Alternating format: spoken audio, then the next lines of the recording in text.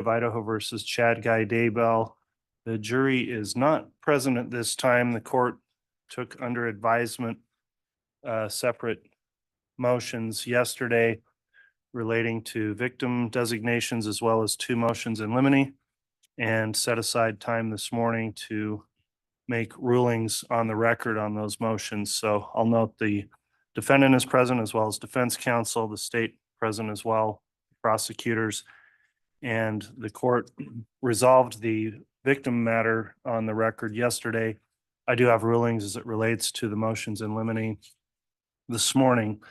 So again, there were two motions filed, one on March 4th, one on March 14th by the state seeking introduction of statements that may be hearsay or may not. That's what was argued in the motion, and whether or not they'd be admissible. In terms of what is hearsay or is it hearsay, the Idaho Rules of Evidence define hearsay as a statement, oral or written, other than one made by the declarant while testifying at the trial or hearing, offered in evidence to prove the truth of the matter asserted. That quotes Idaho Rule of Evidence 801 A and C, and from a case Sandoval Tana 138 Idaho 911. The evidence has been objected to by the defense, and so there's a question for the court to resolve of whether or not this is inadmissible hearsay. There are general exceptions to some of the hearsay statements that are in the rules, and the court has to analyze those, looking at rules 802, 803, and 804. And then so the court has to first determine whether statements are in fact hearsay, and second, whether there's any exception that allows them to be admitted. So the first matter we'll take up is the statement requested by the state in the first motion in limine filed March 4th.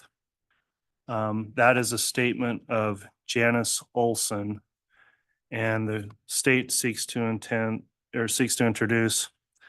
an out-of-court statement made by Tammy Daybell to a coworker and friend, Janice Olson, somewhere around 6 weeks before the time Tammy Daybell passed away.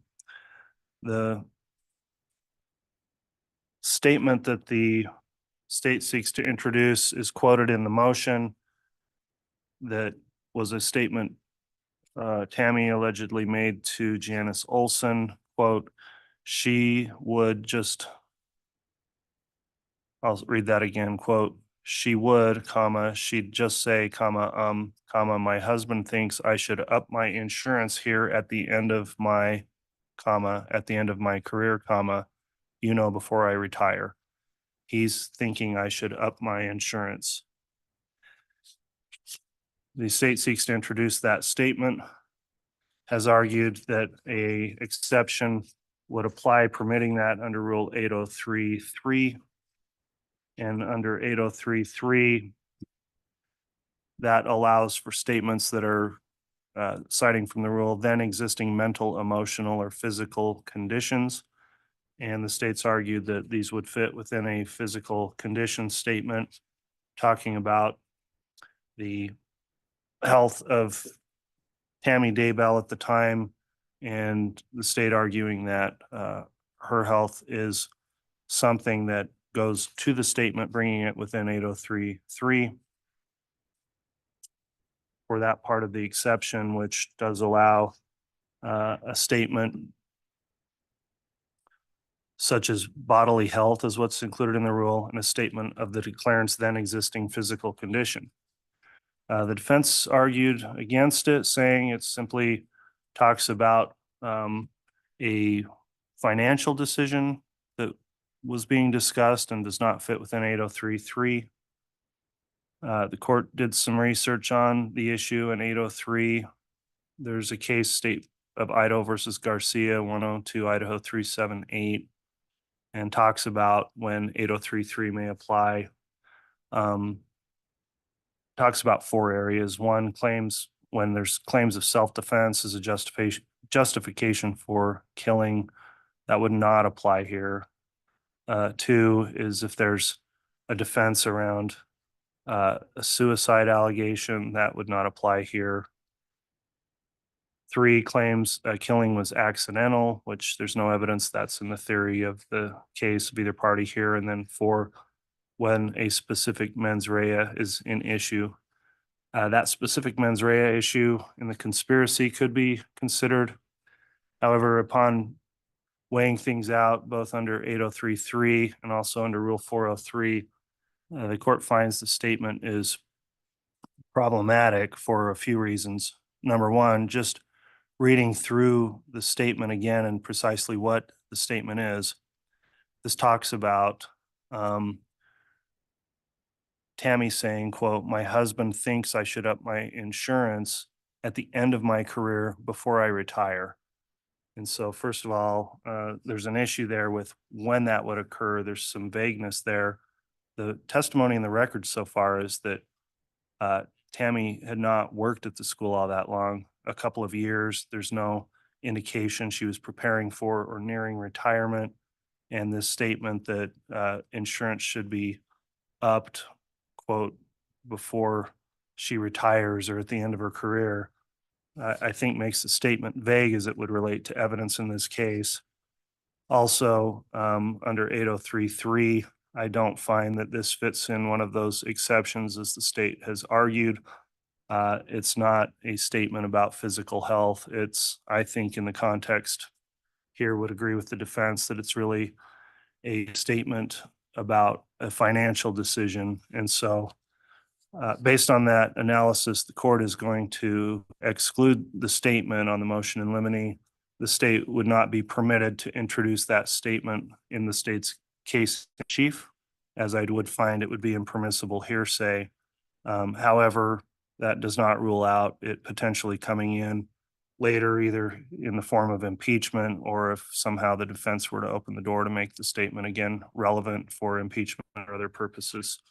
So that's going to be the ruling as to the state's first motion in limine, denying the motion without prejudice to have it re-raised if it comes up in either impeachment or from the door being opened by the defense. The next motion had 2 separate statements that were sought to be introduced. And this is the March 14th motion. The first statement is a statement where Tammy Daybell told Janet Anderson that Chad had told Tammy, quote, "she is a zombie." And the state indicates that statement was made sometime late August up until October of 2019. So there's multiple layers of this statement, what Chad said to Tammy, Tammy said to Janet. When the court has gone through the analysis of this, it may be permissible on Chad's statement under statement of a party opponent or under Rule 801 D2B. That part may not be hearsay. However, then Tammy telling it to Janet, I think clearly does become hearsay when you get into the multiple layers of the statement there. The issue the court has in addition there is the timing, quite frankly, of the disclosure, noting and agreeing with what the state argued that sometimes even on the stand, witnesses will suddenly say things they hadn't reported to officers, and it's still maybe credible and truthful, and the jury can decide that. However, in this case, looking at the fact that it is a hearsay statement, apparently this witness was interviewed first about 4 years ago, May of 2020, and then the statement just came up in March of 2024, almost 4 years later. That is a concern. Further, the actual statements and how they were made were, the brief said, were attached as an exhibit B to the motion. And to the court's knowledge, I don't have exhibit B, so I just don't know exactly what was being said. But looking at the multiple layers of hearsay here, I don't find that it's fitting in any exception to allow its admission in the state's case in chief. And also, I think it's problematic, the timing of when the statement occurred and was disclosed. And so the court is going to preclude the admission of that statement from Janet Anderson about, quote, she is a zombie.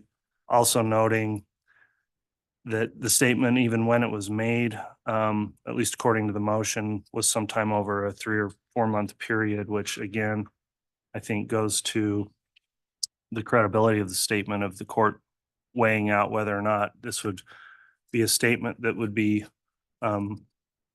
more probative than unfairly prejudicial under a 403 balancing. So the court is going to exclude that statement from Janet Anderson. Again, though, it may become admissible in impeachment, or if the defense somehow opens the door to bring that back in. But in terms of the state's case in chief, it won't be permitted to be brought in as being inadmissible hearsay. The last statement in the second part of the March 14th motion in limine relates to a statement that the state seeks to introduce from a witness, Pam Peebles, who was a coworker with Tammy Daybell, and the statement that Tammy told her, quote, "This is the best I have ever felt in my life." And that, quote, she was excited about getting ready for a race. That's a statement purported to have been made 2 days before Tammy's death. The court does find that that particular statement, I think, clearly fits within 8033, which allows an exception to hearsay for a then existing mental, emotional, or physical condition. The statement of the declarant's then existing physical condition, such as bodily health, is permitted, and that is a statement clearly about her health and would fall within the 8033 exception. And also on a 403 balancing, its probative value is not outweighed by unfair prejudice. This is an issue that's already been raised by other witnesses, and a defense has crossed those witnesses, also further bringing up the issue of what was Tammy's health at the time before she died. The statement's also made in a narrow enough time frame to make it relevant as well. So the court will permit the statement from Pam Peebles if the state wishes to introduce that in its case in chief. So those are the rulings on each of those three evidentiary matters. Does the state have any questions on the rulings, Mr. Wixom? Any questions from the defense? No, Judge. Thank you for your time and effort in this matter. Okay, thank you. We'll just issue a very brief order referencing the court's findings on the record on those matters. So that's in the case. That'll conclude the ruling for this morning then. In terms of getting going on evidence, I'm not sure where if the jurors were coming in late, or would they be ready to be brought into the courtroom now? Fine, they're ready to go. Okay. If the parties are ready, we said we'd start at 9. We're a little early. Is the state okay to proceed, or do you need a minute? I think we need a moment, Your Honor. Okay, so you want to just start evidence at 9 o'clock? If we could do that, Your Honor, that would be great. Thank you. Okay, and that's what I mentioned yesterday, so we'll go ahead and get on the record at 9 with further evidence. We'll take a brief recess until then. I will note to the parties also, I did receive the juror affirmations from all the jurors this morning, and they're all here and have signed their affirmations, so we'll get started at 9 o'clock. All rise.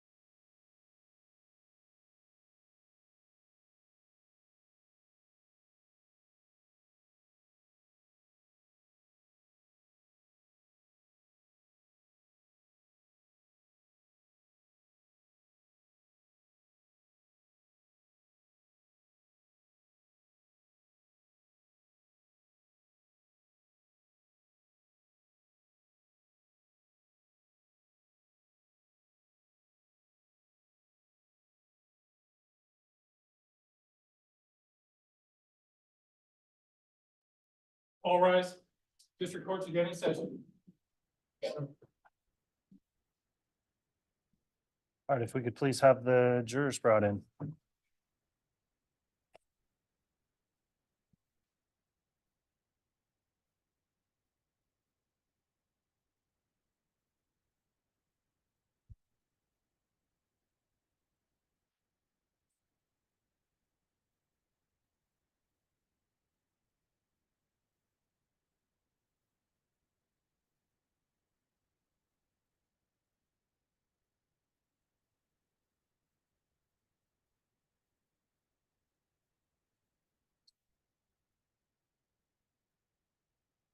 All right, please.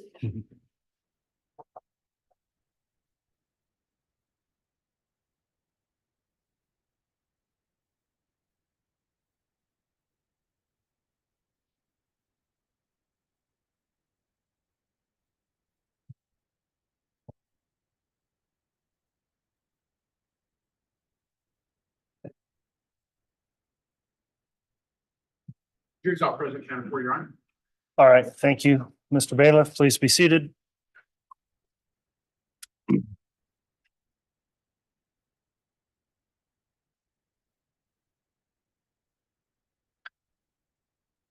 All right, good morning. We're back on the record on case CR 22-21-1623, State of Idaho versus Chad Guy Daybell. We're continuing evidence in the state's case in chief. We left off yesterday with Detective Kaya Kamanu on the stand in direct examination.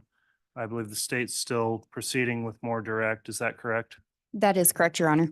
Okay, if you'd like to continue with testimony, Detective Kaya Kamanu is here. You can go ahead and take the stand and we'll allow you to continue on direct. I will note also, I received all of the juror affirmations and the jury is all here properly seated. So thank you again, ladies and gentlemen of the jury, for continuing to follow the court's instructions as you retire home each night. And with that, Ms. Blake, once you're ready, you can continue with your direct. Your Honor, may I be handed back State's Exhibit 107B? Yes.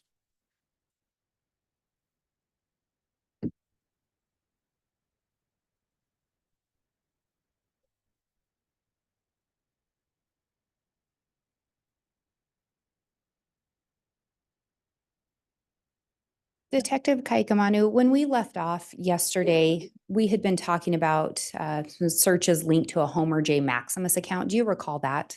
Yes, And you had prepared an exhibit summarizing some of the searches that you located on that account. Is that correct? yes, Your Honor, I believe we left off with the state having asked permission to publish State's 107B. Yeah, we had the tech issue. I believe and hope that's all been sorted out. They worked on it for a while, so I think we've got things working. If those monitors don't work also, please make an indication, jurors, and you can publish. Thank you, Your Honor.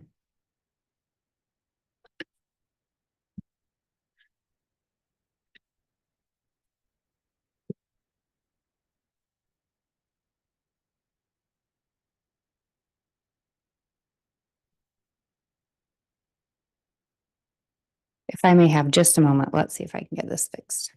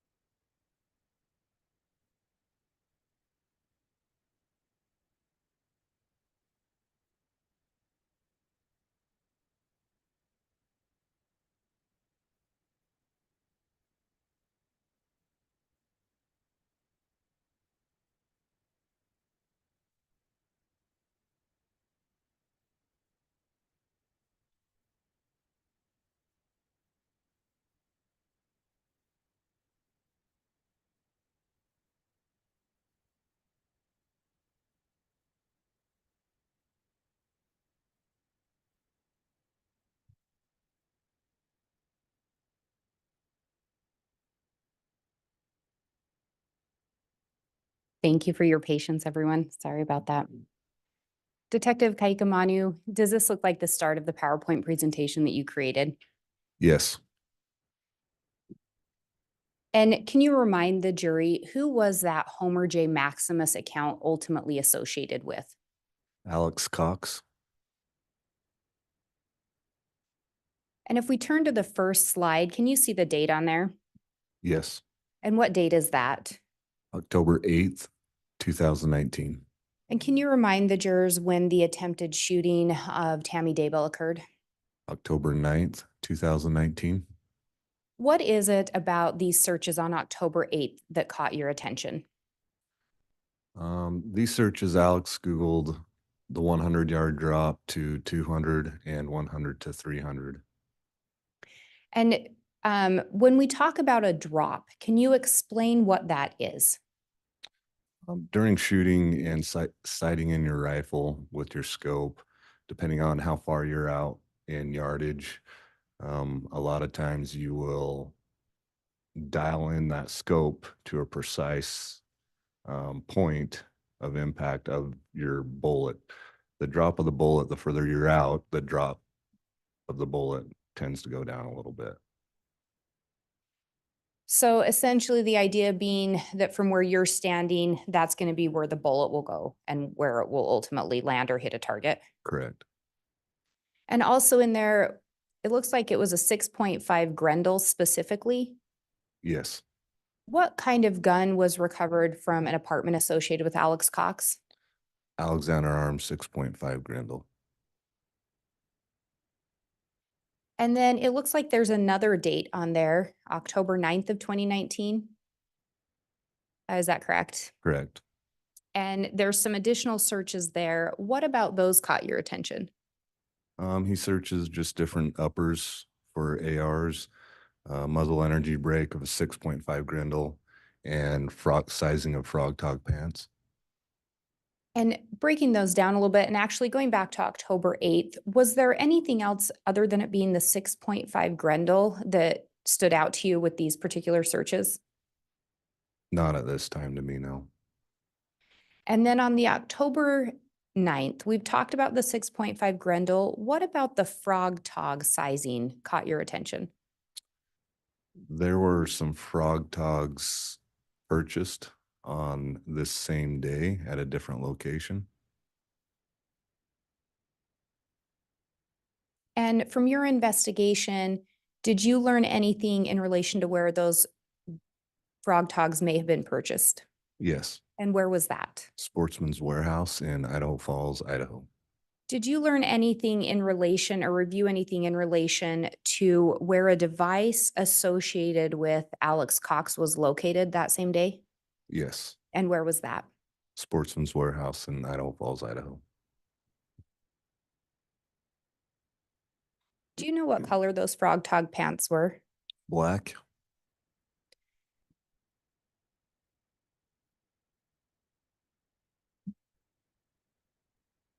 And then when we go to the next slide, can you read the date of these searches into the record? October 10th, 2019. And can you explain what about these searches stood out to you? On this day was after the attempted shooting on Tammy Daybell. And the next day he is searching if an AR functions in cold weather, how an AR functions in cold weather. Hornady one shot shooting in cold weather. Also had a prep your AR to shoot in cold weather. He also is searching if mag rings shrink in cold weather. Do you reside around the Fremont County area? I do. Have you resided there for some time? Yes. What are Octobers generally like in that part of the state? Microphone, please, Mr. Pryor. Objection, Judge. It's calling for speculation. He's talking in generalities and he has no testimony and knowledge of what the weather was like at any time this particular year. Your Honor, he testified that he lives in the area and has lived there for some time. I think it would be I within his agree, and personal knowledge. I'll overrule. Thank you. If you can answer. Can you repeat that? What are the Octobers generally like in that part of the state? Octobers get fairly cold in that month. Sometimes prior to that month, Octobers in eastern Idaho are hit and miss. Do you know what the temperature was on that day? Believe it was 26 degrees. Judge, I'd like some foundation as to how he knew that. Ms. Blake, knowing the precise, I agree, degree temperature would require additional foundation. Did you do anything to look into what the temperature was that day? I did. What did you do? I Googled and got on to the National Weather Service and put in that date, October 9th, 2019, to see what the temperatures were during that day. And what were the temperatures? 26 degrees.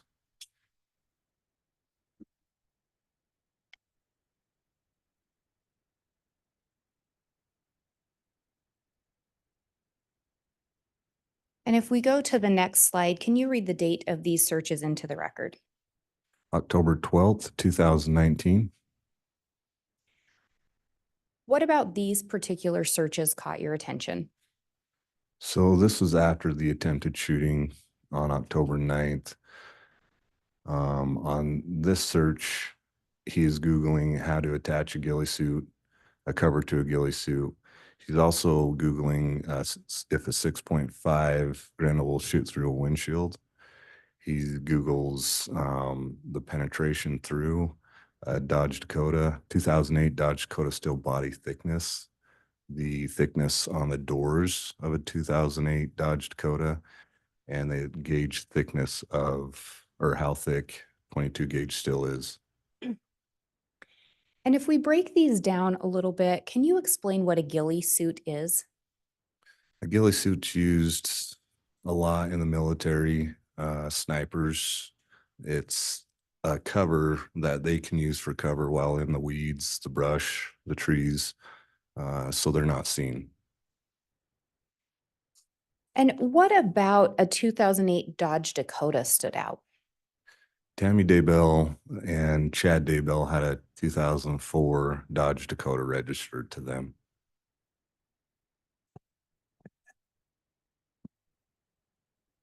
And again, a 6.5 Grendel was recovered from an apartment associated with Alex Cox. Correct.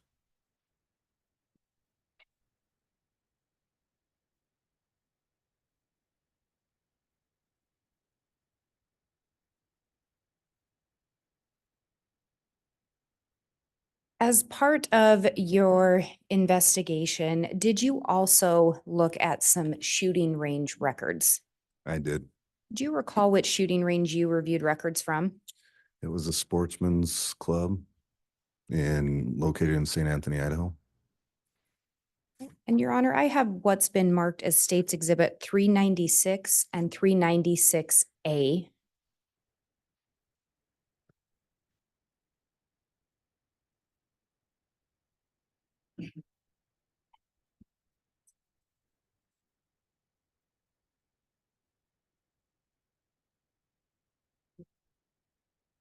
Your Honor, I just handed the bailiff a courtesy copy for defense counsel, a copy for the court, and a courtesy copy for Your Honor. All right.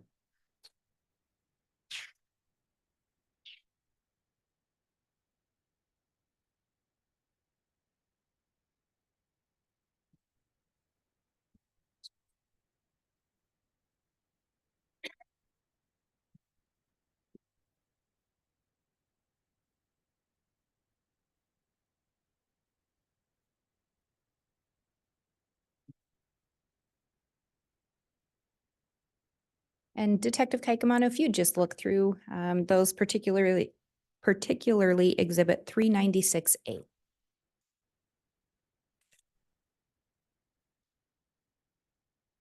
And Your Honor, while he's looking through those, I believe these are a stipulated to exhibit. The first exhibit 396 would be the affidavit of business records, and exhibit 396A would be the actual logs. That is correct, Judge. All right, those have been offered now and admitted, so 396 and 396A are both admitted exhibits. Thank you, Your Honor.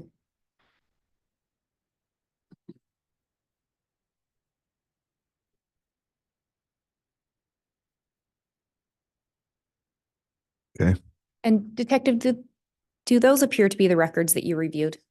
Yes.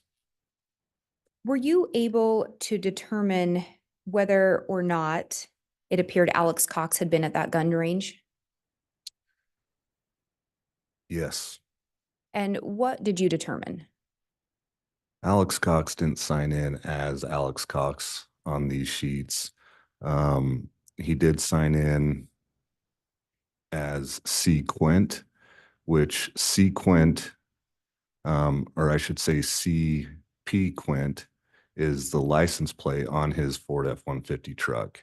So on the sign-on sheet, the only letter that's missing in that is the P. And were you able to determine how many times this C Quint or Alex Cox had visited that gun range? Yes, How many times had he visited? 5 times through October 7th to the 15th of 2019.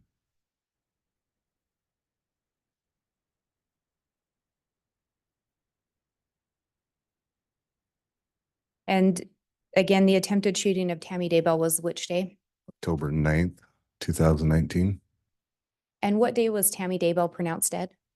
October 19th, 2019.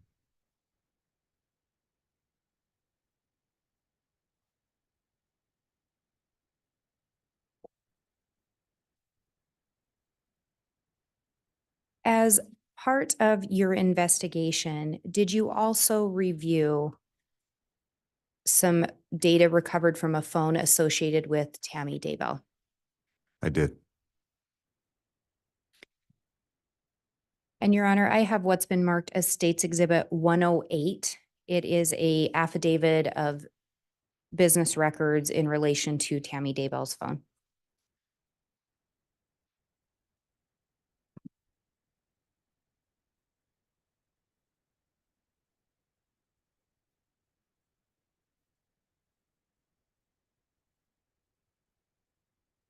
Thank you.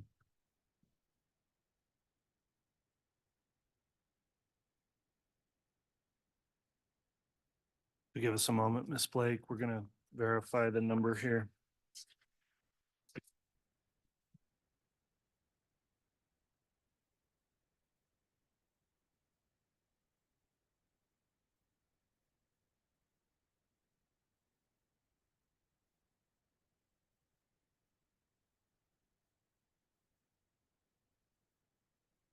I think we've already got 108 admitted.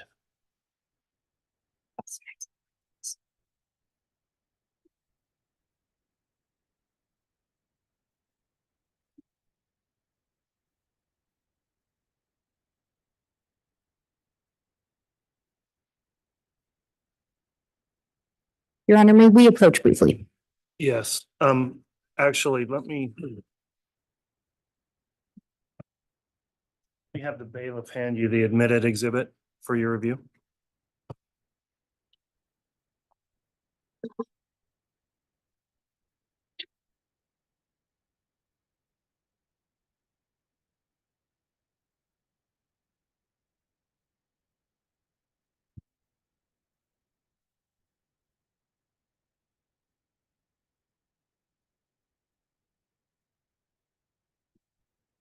Yeah.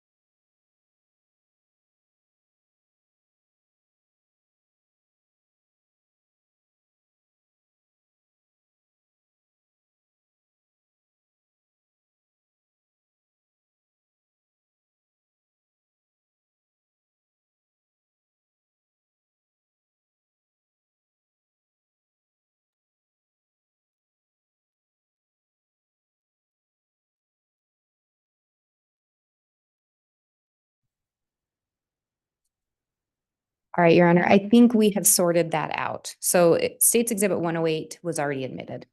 Yes. The state would ask to have the witness shown State's Exhibit 291.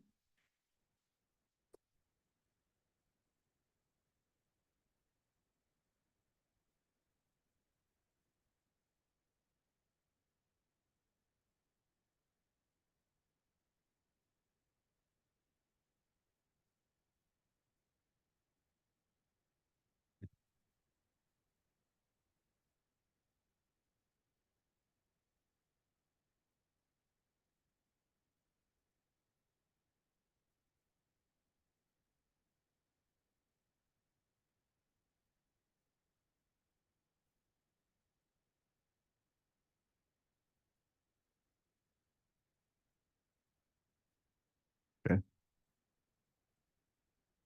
Do you recall reviewing that particular email? Yes, I do. And Your Honor, there is a stipulation to admit the contents of Tammy Daybell's phone. This is one of the items retrieved from her phone. So the state would move for admission of Exhibit 291. Any objection? No, Judge. All right, Exhibit 291 is admitted. And Your Honor, the state would ask for permission to publish. You can publish.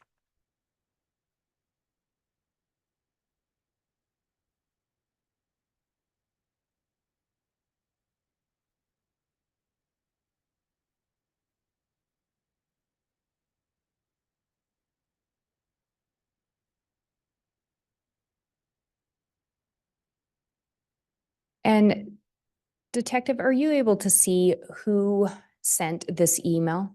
Yes. And who was that? Tammy Daybell from tammy.daybell@gmail.com. And are you able to see who it was sent to? Yes. And who is that? Mark Daybell at mark.daybell@missionary.org.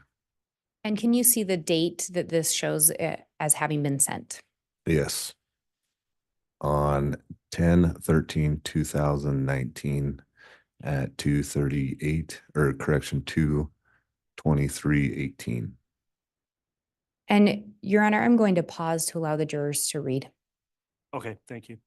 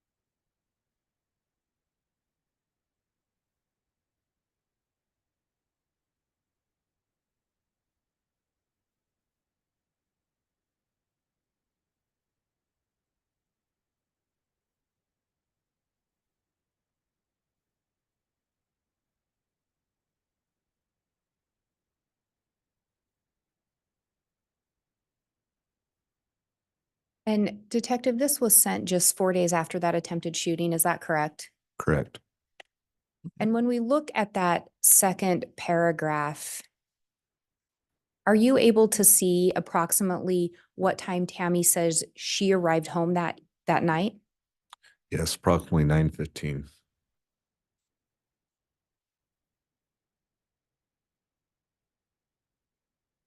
And are you able to see in there, actually, let me back up. Can you read the last couple sentences there, starting with "I looked up"?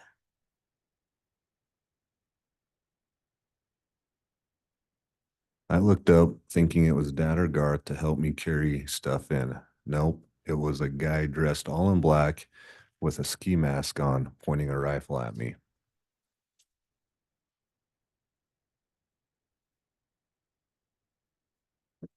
And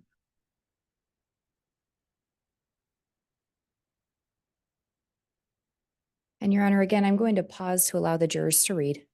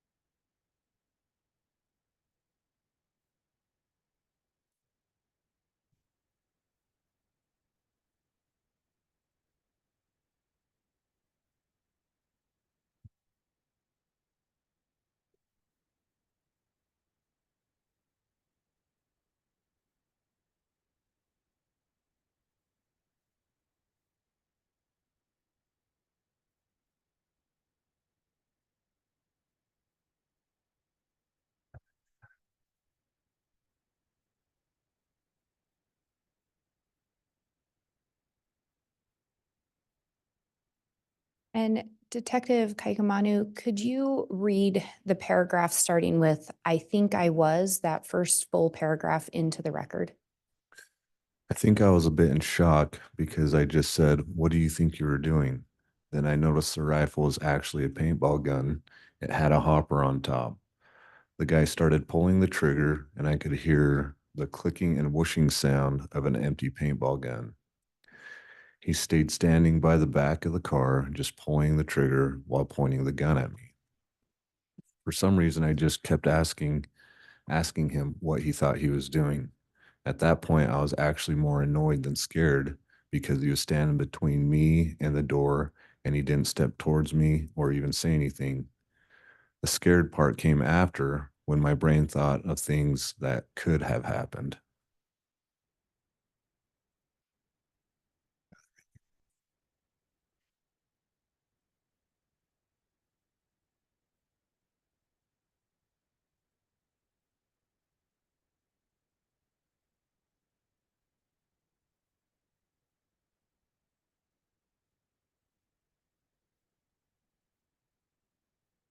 And Your Honor, again, I'm going to pause to allow the jurors to read. All right.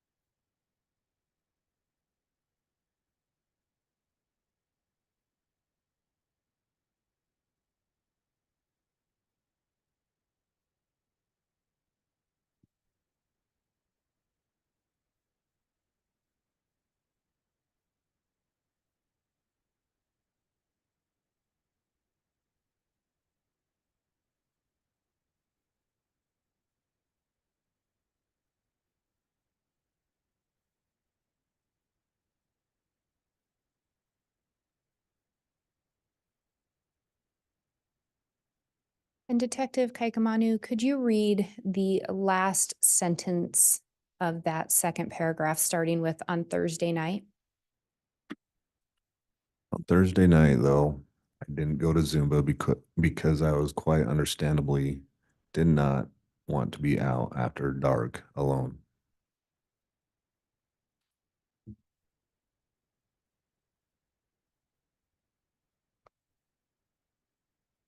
And I'm going to go back to that paragraph that we were looking at previously. In there, Tammy refers to the paintball gun as a rifle. Is that correct? Correct. And she specifically references a hopper.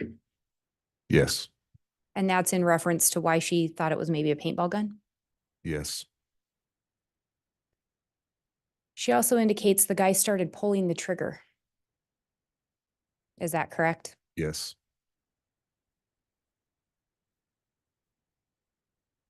In this, do you see where she indicates that she was scared?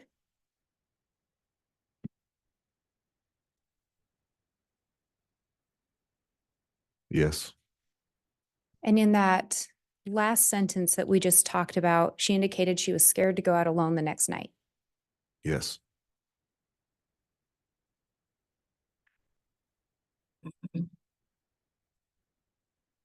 And Your Honor, I'm going to ask to publish State's Exhibit 281A.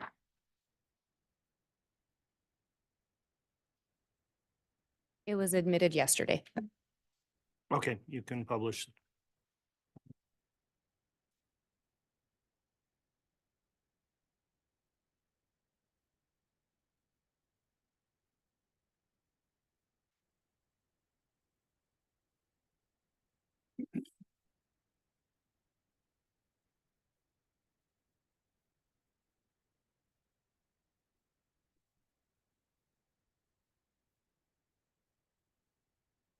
And Detective, we talked about this firearm yesterday. Do you recall that? Yes. And where was this recovered from? This was recovered from Alex Cox's apartment. And can you remind the jurors what type of firearm this is? This is an Alexander Arms 6.5 Grendel. And I think you have a pointer up there. But when we just looked at that email from Tammy, she specifically references a hopper or what she thought might be a hopper on the firearm. Can you again explain where on this firearm, if this were a paintball gun, where the hopper would be located? Again, like I was referencing yesterday, the scope is on the top of the rail of the gun right here. On a paintball gun, it comes off right on the side and up right there. So the hopper would be around the same location as this scope. Yes.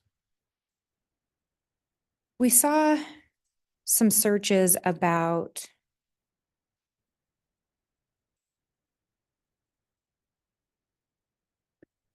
drilling a baffle to make a suppressor. Can you talk a little bit about what a suppressor is? A suppressor is a device that can be screwed onto the end of rifles, handguns, miniguns that will make the bullet coming out quiet. Sometimes people make homemade suppressors, which they have to drill holes. And you can also buy those wiggly. Where on the firearm would you attach the suppressor? The suppressor is attached right on the end of the barrel right there. And Your Honor, I have what's been marked as State's Exhibit 281C, if I can have the detective shown a copy. You may.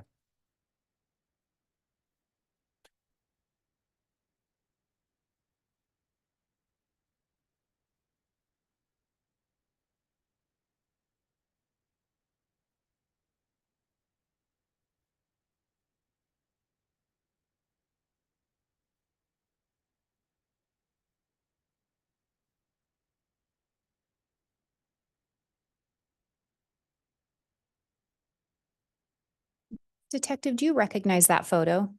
Yes. And did you in fact take that photo? Yes. And what is it a photo of? This is a photo of the end of the rifle. A close-up photo? Yes. Your Honor, the state would move for admission of State's Exhibit 281C. Any objection? No, Judge. Exhibit 281C is admitted. Your Honor, may I have permission to publish? Yes.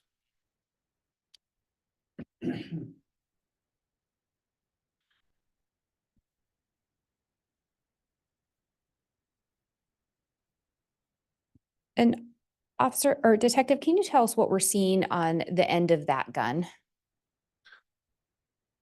So at the end of the rifle right there, it's threaded. A lot of times there's muzzle brakes on there, or you can take that muzzle brake off and thread a suppressor onto that.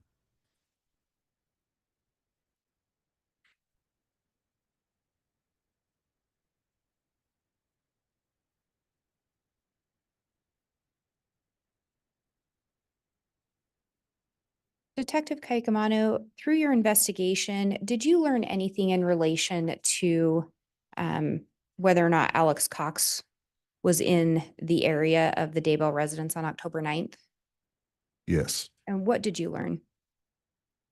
A device associated with Homer J Maximus. Judge, foundation. It's Blake. Thank you, Your Honor. Detective Kaikamano, as part of your investigation, did you review reports of other investigators? Yes. And did you discuss the matter with other investigators? Yes. And through your discussion and review, did you learn anything or review anything in relation to the location of a device associated with Alex Cox on October 9th of 2019? Yes. Did you learn anything in relation to a device being in the area of the Daybell residence? Yes. What did you learn? On October 9th, 2019, a device that was associated with Alex Cox, known as Homer J Maximus, was located going up and turning next to the Daybell residence and driving and making a turn and going back around the Daybell residence. This time frame was about 4:55 p.m. to 5:03 p.m. So 4 hours or so before the attempted shooting. Yes. And later in the day, that same device was at Sportsman's Warehouse in Idaho Falls. Is that correct? Yes.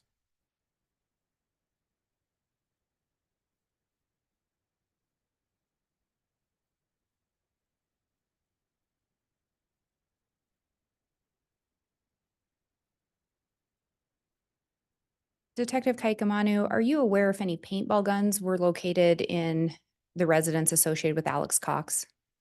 Not that I'm aware of.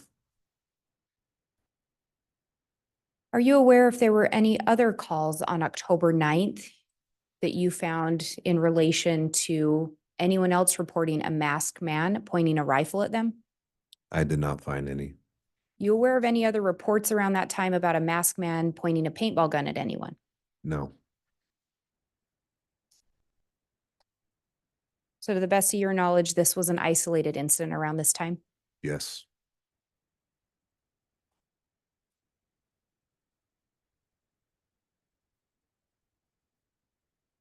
Do you recall reviewing anything in relation to some geofence location data? Yes. What dates did you review that in relation to? I got those geofence warrants through October 18th into October 19th, 2019. And again, what day was Tammy pronounced deceased? October 19th, 2019. Did you end up receiving responsive data in relation to the geofence? I did. Which specific locations did you ask for that data for October 18th to October 19th? I did two fences, one located at 202 North, 1900 East, which is Chad and Tammy Daybell's residence. And then I did another one at 3462 Salem Highway, which is the LDS Church, just 2.6 miles south of the Daybell residence. And with those geofence warrants, were you looking for a specific perimeter radius on those? Yes, I did 150 meters. And can you tell us a little bit about what data you initially got back in your request to those? So when I requested information for data on any device coming through those through the geofences, I got a response from Google with a bunch of Google identification numbers. What did you then do with those identification numbers? Can you talk us through that process? Yeah. So when we write a warrant like that, Google will send back the numbers that have been going through through the geofences. They don't come back with any names. And so we then had to write another warrant with those numbers to try and find out the associated name to those devices or those numbers. Did you locate some specific numbers that you did something with. I did.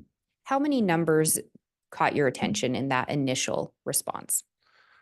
So the time I had the geofence warrants up, there were 4 numbers that had gone through both geofence warrants or locations.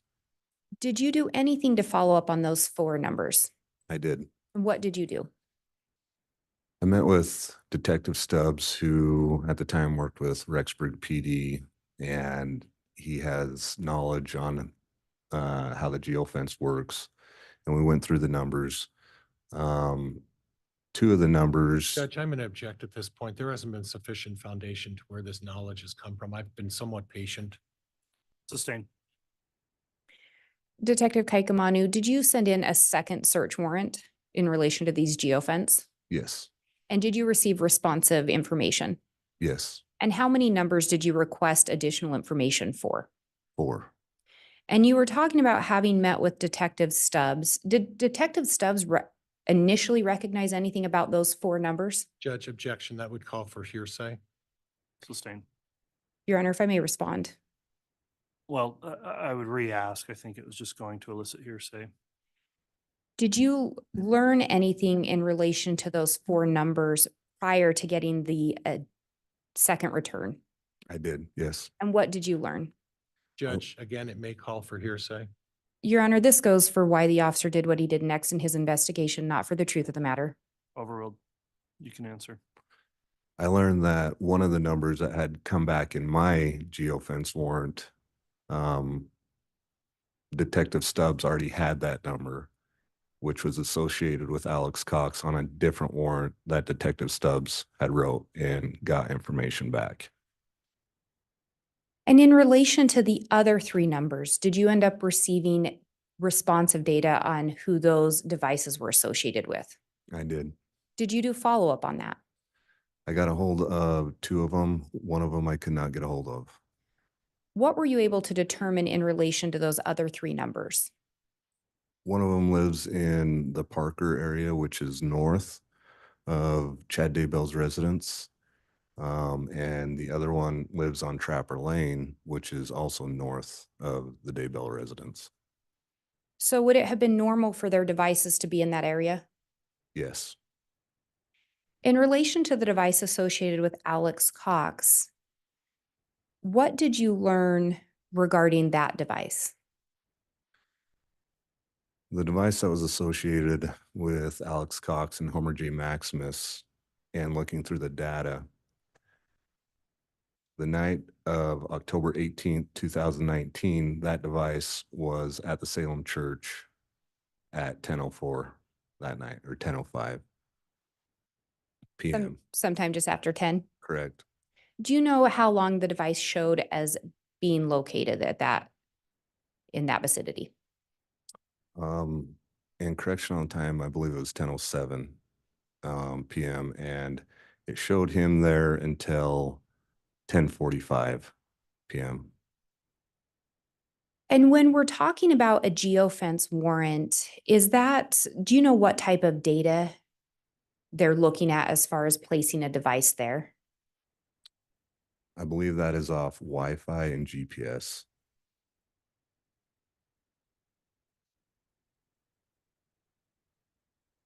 So with the geofence, it's located there until 10:45 p.m. of October 18th, correct? Correct.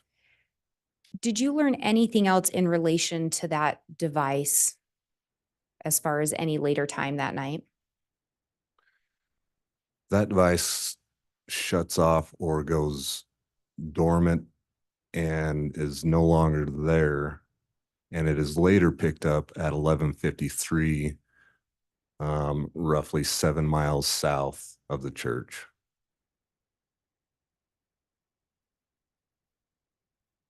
Judge, could we identify what church he's talking about? And is this the same church that you previously referenced? Correct, the Salem Church. And again, how far is the Salem Church from the Daybell residence? 2.6 miles. So we know a device associated with Alex Cox is there from 10:07 to 10:45 p.m. Is that correct? Correct. And from there, we're not sure where the device is Correct. until 11:53 p.m. Correct. And at 11:53 PM, can you remind us again where that's located? It was located about 7 miles south of the Salem Church on Highway 20.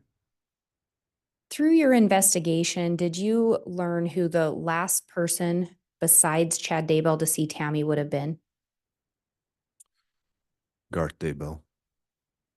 And through your investigation, did you learn where Garth Daybell was on the night of October 18th of 2019? Or yeah, October 18th of 2019? He was at work.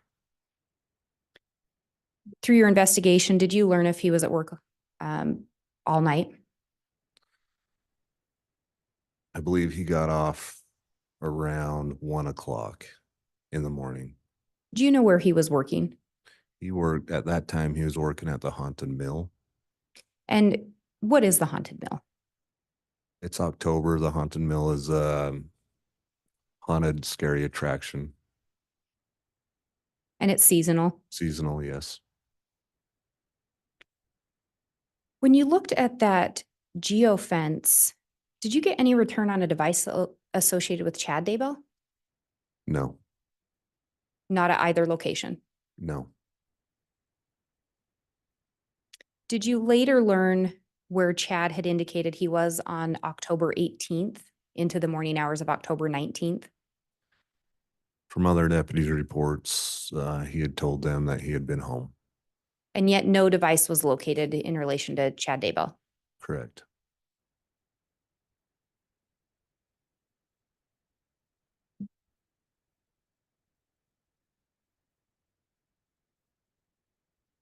So in your review, there's location data placing a device associated with Alex Cox near the Daybell residence on October 9th of 2019, correct?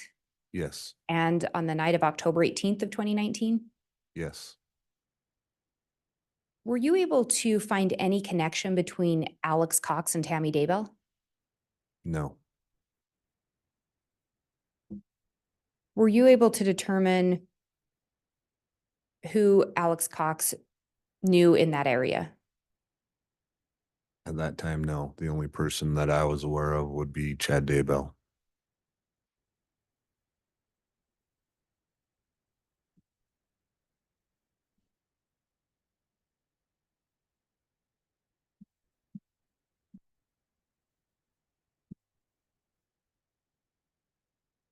Through your investigation, did you become aware of some emails from Charles Vallow that he'd sent to, an email that he sent to Tammy Daybell?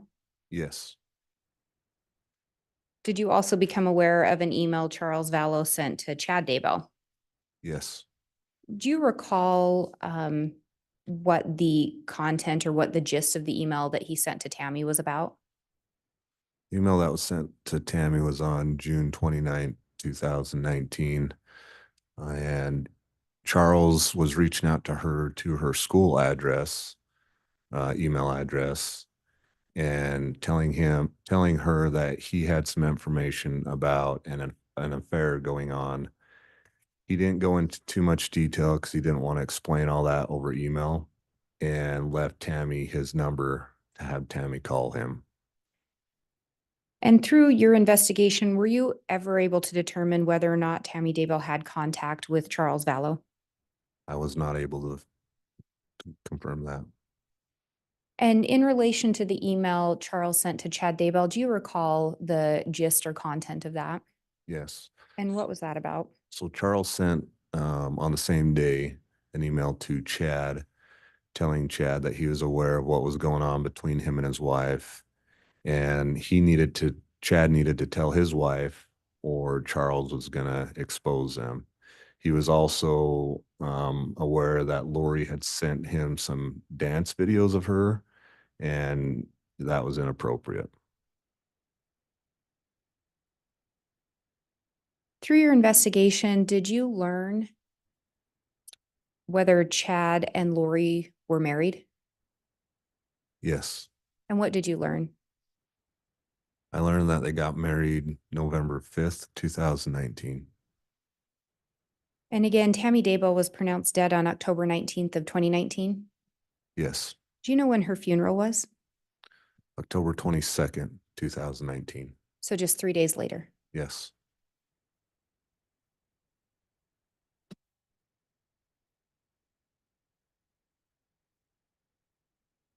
And I have no further questions. All right, thank you, Ms. Blake. Cross-examination. Judge, would you like me to start or do you want to take a break? Why don't you go ahead and start and we'll take a break here in about 20 minutes or so, if that works.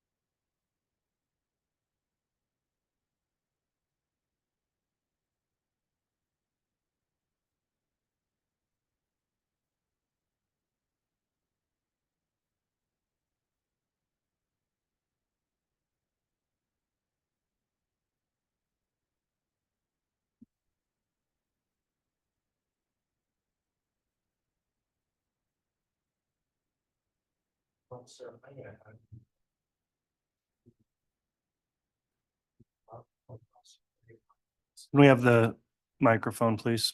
Officer, if you would allow me to either call you Officer K or I'm going to mispronounce your name for the next 20, 25 minutes. That Officer K is okay. Thank you. I appreciate that. Now, officer, you took the liberty of let me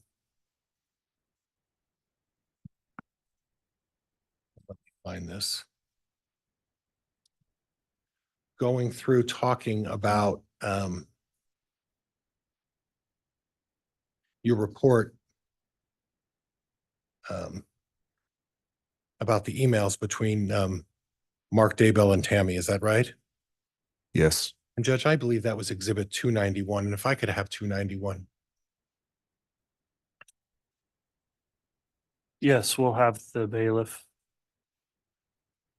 hand that to you or to the witness, Mr. Pryor, Okay.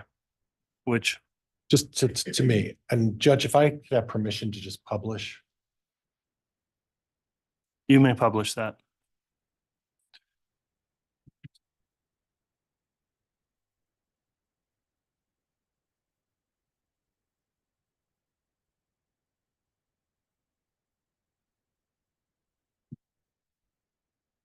And officer, if you could tell me the date of that email. 10/13/2019. Okay. And then that was obviously Dear Markey, that would be Tammy's son. Yes. Okay. And the very first sentence, it said, on Wednesday during the day, a lady pulled into the Price's driveway, grabbed their dog, drove off, right? Yes. And then she went on to talk about what transpired about that and about where they tried to locate where the lady lived. Is that fair? Yes. Okay. Now, from your investigation, were you able to determine where Regan Price lives? Yes. Where's Regan Price live? Regan Price lives directly south of Chad Daybell's house. Okay, and then that would be directly east of Joe Murray's house. Correct. Yes. So if we have if we can visualize this, we have Chad Daybell's property. And approximately how big is Chad Daybell's property? Do you know? I'm not aware of that. Okay, it's a more than an acre. Yes. Okay. And directly across the street from Chad Daybell's property is another house, correct? Yes. And then kitty corner to the south and to the west would be Joe Murray, right? Yes. And directly southeast of Chad's property would be Regan Price. Would that be fair? Yes. Okay, so 4 houses all kitty corner from each other. And this is more of a rural setting. Would you agree with that? Yes. And the houses are all on larger plots of property, correct? Yes. But the houses themselves are relatively close in terms of location. Would you agree with that? Yes. All of the houses on that particular corner, we heard on the 911, there was something about a flashing yellow light. And on that very corner, that's where all the 4 residences are located, pretty much on the corner of each of those, that intersection, right? Yes, Okay, so relatively close together are these homes, that we've established that, right? yes, Okay, so one of the close neighbors is this lady by the name of Regan Price, correct? yes. And she talked about how somebody pulled into their driveway and grabbed their dog. Do you recall when that took place? Well, in this email, she's writing it on the 13th about the night of the attempted shooting, so I'm assuming it was on the 9th. Okay, so if you look at the very first line to her, she's writing this on the 13th to her son, which was a short time after the paintball incident. She says on Wednesday, during the day with Reagan outside. So can we presume that it was that Wednesday of that week? Yes, Okay. So at that point, somebody grabbed Reagan Price's dog, took off, stole the dog and disappeared, correct? yes, And then now she says on the same day, you look down below to the second paragraph, right? You see that? Yep. yes, She was coming home from clogging. It was about 9:15 and she backed into the driveway. Okay. So the nose of her car was facing out of the driveway, correct? yes, Now, what I'd like to know is, you've been out to the house, right? yes. And how long of a driveway is that? The front driveway, and I haven't measured it, but maybe, I can make it easier for you if we could do it in Yeah. terms of an analysis. Would you be able to park 3 cars back to back in that driveway and not have any of them sticking out into the road? maybe 2.5 to 3, yeah. Okay, 2.5 to 3 cars maybe, Yeah. right? Okay, so and from your experience as a police officer, do you know the length of what the average automobile would be? I'm not aware of that. Okay, but if we took the size of an average automobile and we multiplied it times 2.5, that's how much space we're talking about, right? Yeah.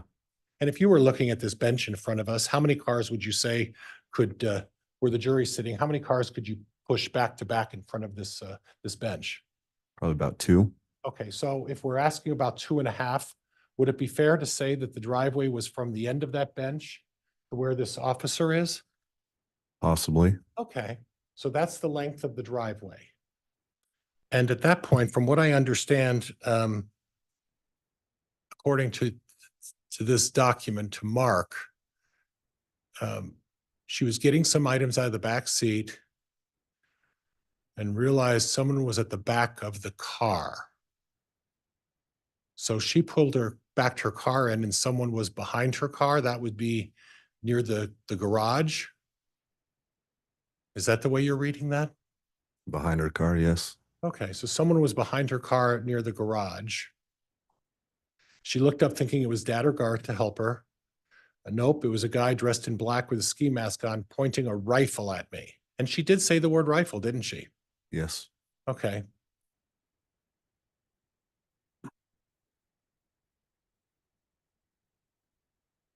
Then she went on to talk about that she was in shock because what do you think you were doing? Then the next line was starting with then. Would you read that next line for me? Then I noticed the rifle was actually a paintball gun. It had a hopper on top. Okay. Now, you know what a hopper is, right? Yes. You've seen a hopper? Yes. You know a hopper is different than a rifle scope, right? Yes. And you know that, Judge, I'm gonna.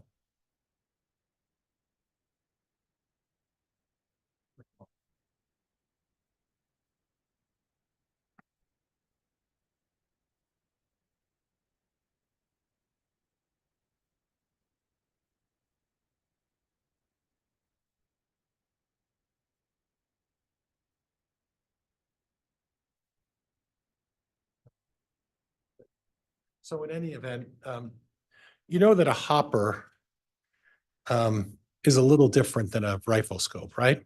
Yes, And you know that a hopper is a large composite of some kind container, right? it's plastic container. A big Yes, plastic container, right? yes. And would you agree with me that it would be very difficult to confuse a hopper with a rifle scope, right? I wouldn't agree with you on that if you were Okay. not sure what a rifle is with a scope on it or a Okay. paintball gun with a hopper. Did you happen to go over the report of Coulter Cannon? I did.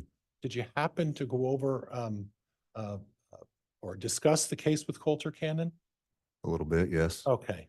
Were you aware that when Coulter Cannon came up to the residence of Tammy and Chad Daybell, that he went in the house and looked at one of the Google searches that Tammy was performing prior to the police arriving? Do you remember that? I was not aware of that. Okay.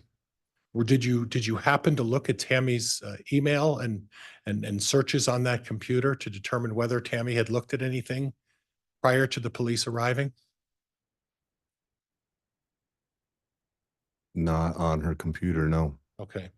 Were you aware that Officer Cannon walked up to the computer with Garth Daybell and Tammy Daybell and proceeded to look at pictures of paintball guns?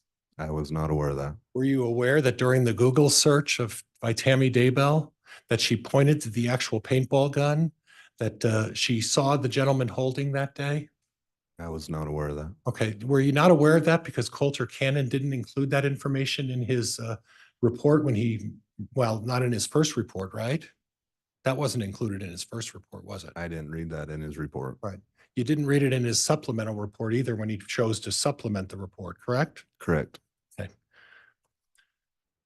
Now, Judge, previously we had stipulated to the admission of Defense Exhibit 14.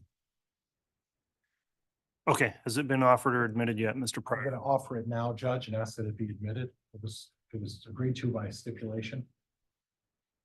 Has the state reviewed Exhibit 14?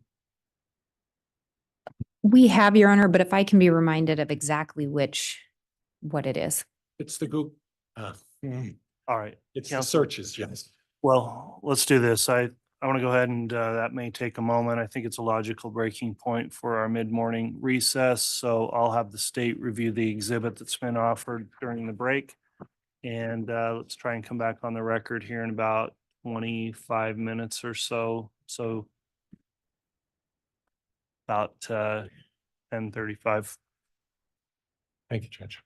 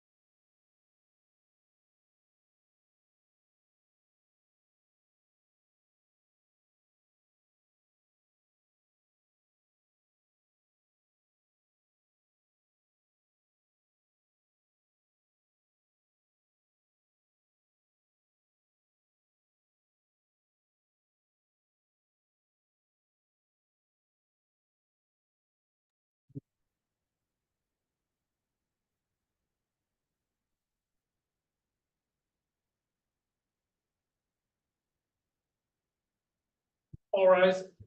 District Court again in session.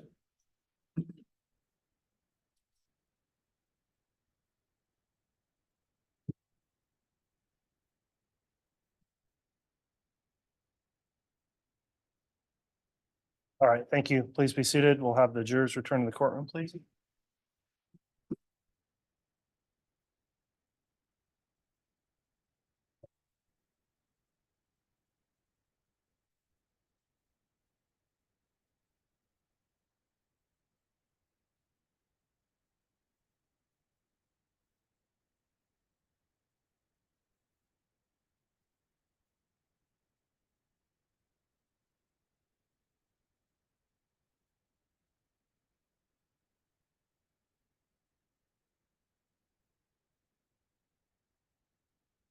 Perhaps while we're having the jurors brought in, let's do go on the record, CR 22211623. There was a question on Exhibit 14 and whether or not that would be admitted by stipulation. Did council resolve that? Your Honor, I have had a chance to review that, and it is data recovered. It's a report referencing data recovered from Tammy Daybell's phone, and the contents of her phone were stipulated to. So we wouldn't have an objection.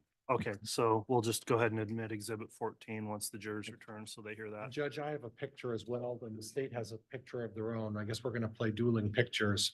Mine I'd like to mark as 14A. I don't know what the state would like to have theirs marked as. Yes, it was the photo that Mr. Pryor showed us and then didn't actually move for admission of because we hadn't seen it before today. We would not object to the admission of that photo. Can you use the microphone, please? We just got to get the record of this, Mr. Pryor. And Judge, I also just saw their picture today, so I will stipulate to the admission of their picture as well. But mine is 14A if the bailiff wants to. All right. Are you requesting that the bailiff retrieve that exhibit so it can be marked? So it can be marked and accepted, Judge, as 14A. Thank you, Mr. Bailiff.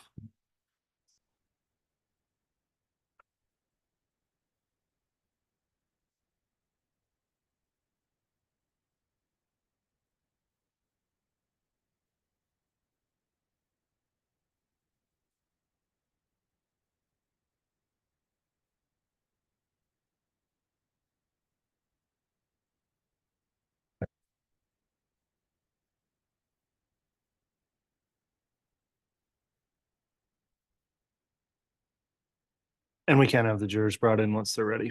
Sure. Thank you. All right, please.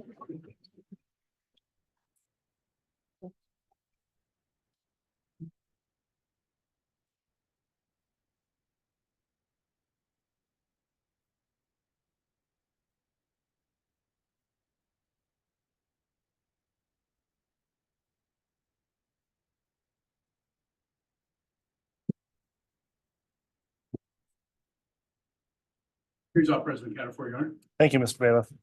Please be seated.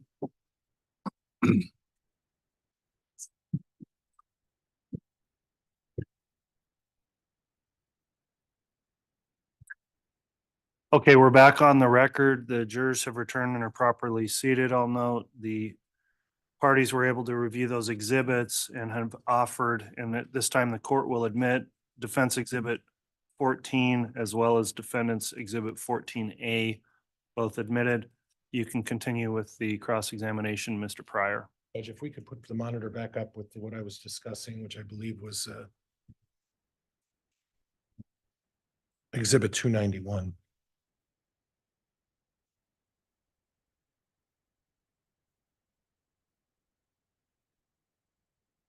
Now, officer, prior to taking our break, I think I was talking about the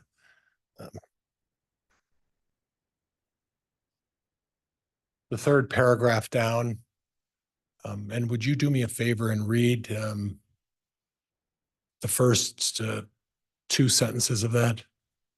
Are you referring to the one where it says? I think. Okay. I think I was a bit in shock because I just said, what do you think you were doing? Then I noticed the rifle was actually a paintball gun. It had a hopper on top. Then the next line says, the guy started pulling the trigger and I could just hear the clicking and whooshing sound of an empty paintball gun. Is that correct? Yes. Okay. He stayed there standing by the back of the car, just pulling the trigger while pointing the gun at me. For some reason, I just kept asking him what he thought he was doing. Now, she did say in the sentence, just pointing the gun at me. And we don't know whether she meant a gun or whether she meant paintball, correct? Because she identified it as a paintball, but she did use the gun on that sentence, correct? Yes. But we don't know whether that was a mistake or whether she just decided not to type the word paintball in, right? Correct. Right. Okay. Then I just asked him at what point I was actually more annoyed than scared because he was standing between me and the door and he didn't step toward me or even say anything. Okay. Okay. So from what I understand, when she was backing up, then the front of the door is really right next to the garage, right? If I remember right, yes, it's a little sidewalk up to the garage or Yeah. to the main door. And that sidewalk's probably less than 5 feet, correct? I didn't testify to that. It's a short sidewalk. Okay. Though.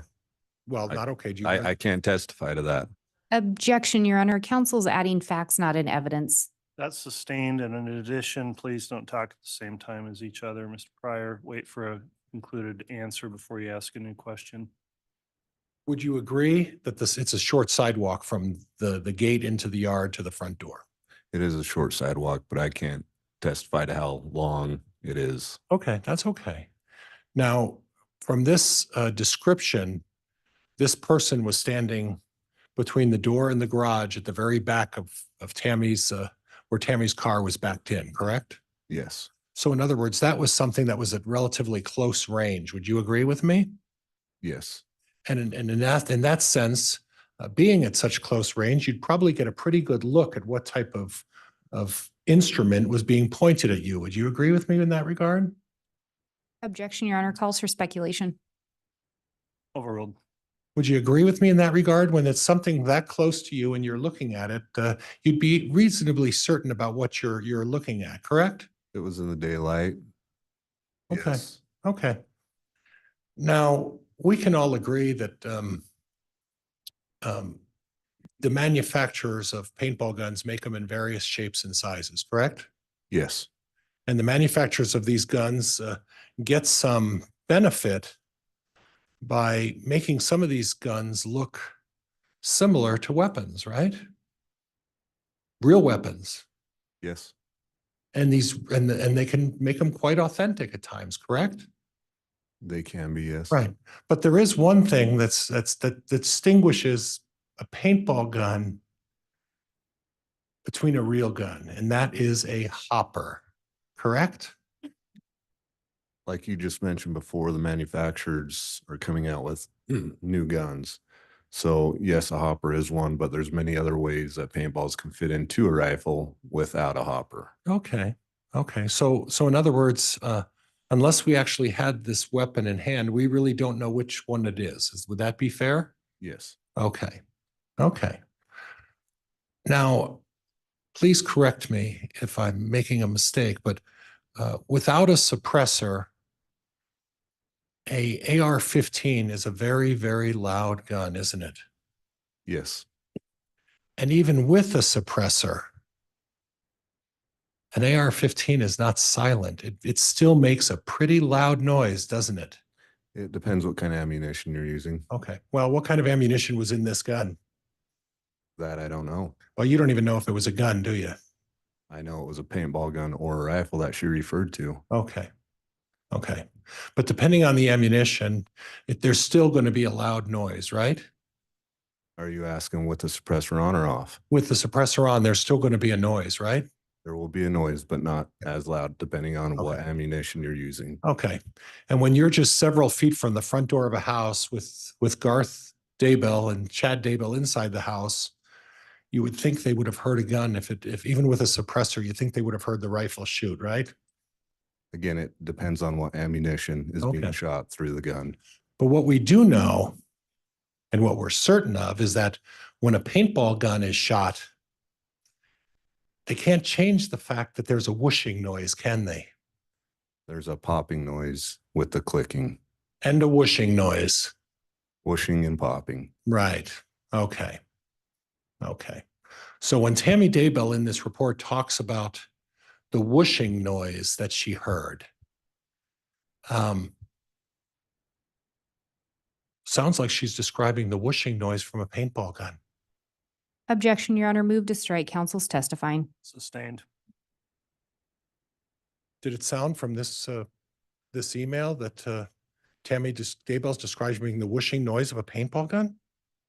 She said she heard a clicking and whooshing. Okay. Okay.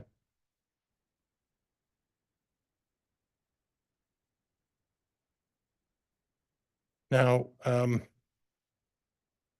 we move further down and we talk about where it says the thought crossed my mind to hit him with my clogging shoes. Looked toward the house and yelled, Chad. They ran off around the north side of the house. You see that? Yes. Got Dad and Garth. They looked outside, couldn't find them, called the police, reported it. Then she uses the term, they suspect it was a bipolar teenager who lives down the street and walks around a lot, but Matt Price has an even better theory, right? Yes. Okay. So it's really unclear who they say they suspect it was a bipolar teenager. They don't know if we're talking about the police told them or whether it was Chad and Garth said it was a bipolar teenager. Is that fair? That's fair. Okay.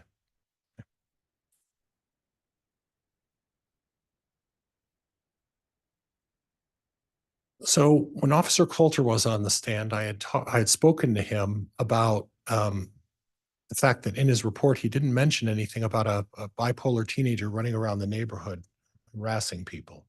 Were you aware of that at the time of this offense? Objection, Your Honor. Calls for speculation. Overruled. Were you aware of the fact that there was a bipolar teenager running around the neighborhood?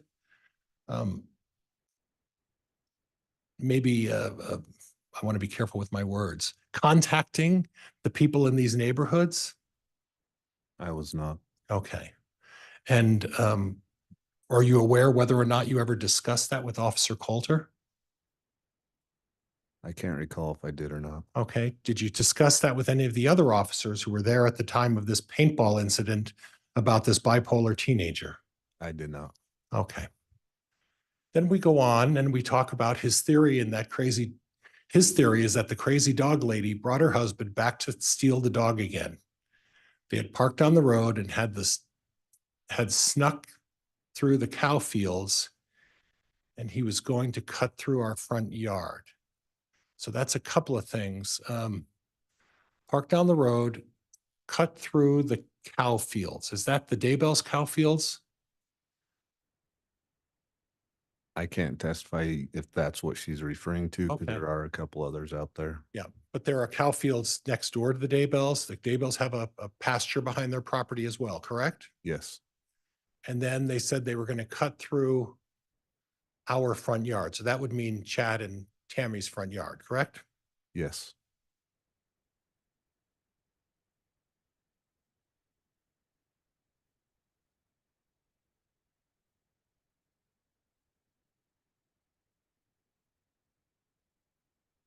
When I pulled up and startled him, he didn't know what to do.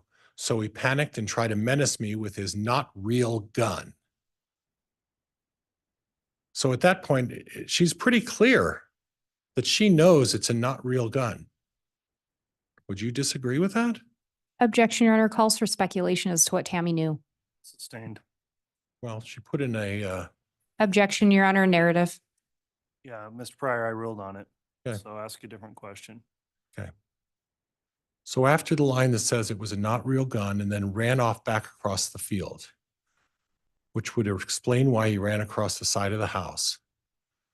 I never heard a car and we couldn't find anywhere. You see that? Yes.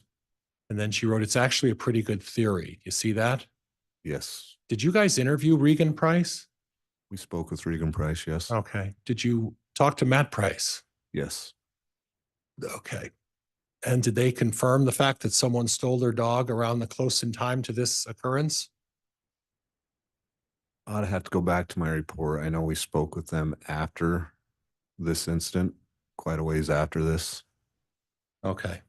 But you do know that this incident with the dog, I believe it occurred on the same day that the paintball gun took place. Is that right? Yes, And the issues about the bipolar teenager running around the neighborhood, that was close in time as well, correct? that was Matt's theory, yes. Okay. And then finally, honestly, would you read the word honestly down to the end of the paragraph? Honestly, I just kept wondering what kind of person walks around with a ski mask on, carrying an empty paintball gun. Bipolar doesn't mean you want to hurt people, so I'm leaning more towards Matt's theory. The guy didn't try to rob me or even really hurt me. On Thursday night, though, I didn't go to Zumba because I quite understandably did not want to be out after dark alone. So in this particular incident, it's saying that I'm leaning towards Matt's theory. The guy didn't try to rob me, or the guy didn't try to hurt me. So she wasn't threatened by someone holding a paintball gun like a rifle, right? Objection, Your Honor. Calls for speculation and mischaracterizes this email. Sustained. And Judge, I need to go back to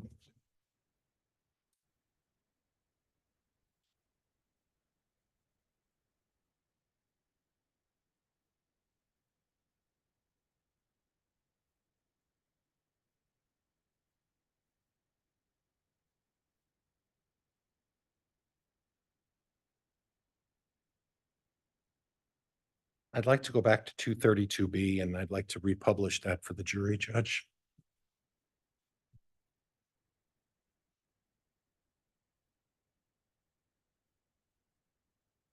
All right, we'll have the bailiff provide that to you, Mr. Pryor.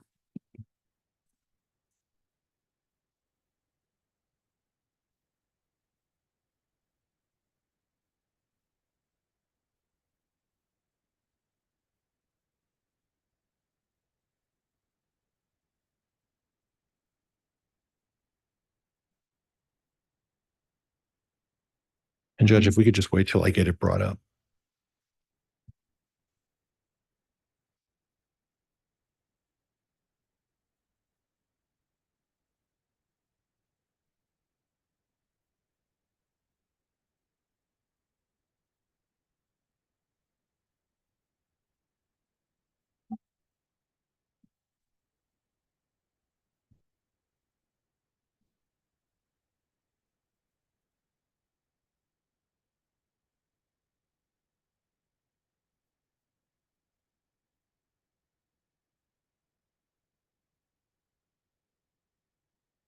I think I'm ready, Judge. Let's hope. All right, you may. Second. Fremont County Sheriff's Office. Hi, I need to report something. Okay, go ahead. What's the address? Okay, at 202 North, 1900 East, the corner with the blinking yellow light on Salem Highway. Is it a suspicious person? Yes. Okay, what was he wearing? He was all dressed in black and he had a ski mask on. And he said the blinking light now is where you saw him?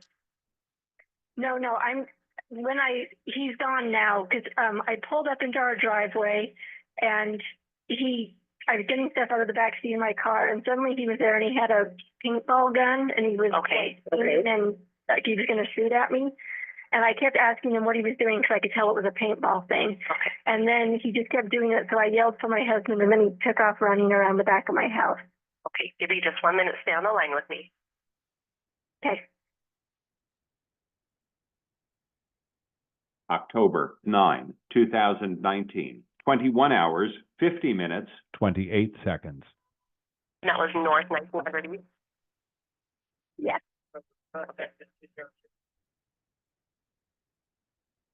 October 9, 2019, 21 hours, 50 minutes, 43 seconds. In what direction he was going? He went behind my house and it's so dark out here and I just went in the house and got my husband and son And then they went out and looked and he was long gone by then. Okay. So he was on the north side of my house is where he went to get away. Okay. He didn't say anything, or he just kept like he was holding the gun like he was, you know, had a rifle and just shooting at me. So, but nothing came out of the gun either, so I don't think it was loaded. Okay, and what is your name? My name is Tammy Daybell. Okay, I will pass your information on to my deputies. We actually just had a previous call about this individual, so they're out in the area looking now. Okay, yeah, I think it was my son-in-law who lived diagonal from us that called you guys already.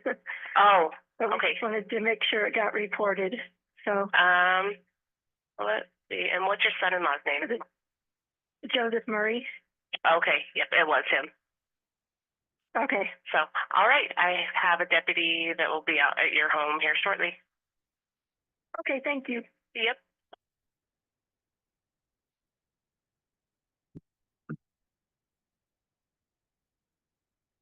At some point, Judge, I'm also going to need 232. Into the microphone, please, Mr. Pryor.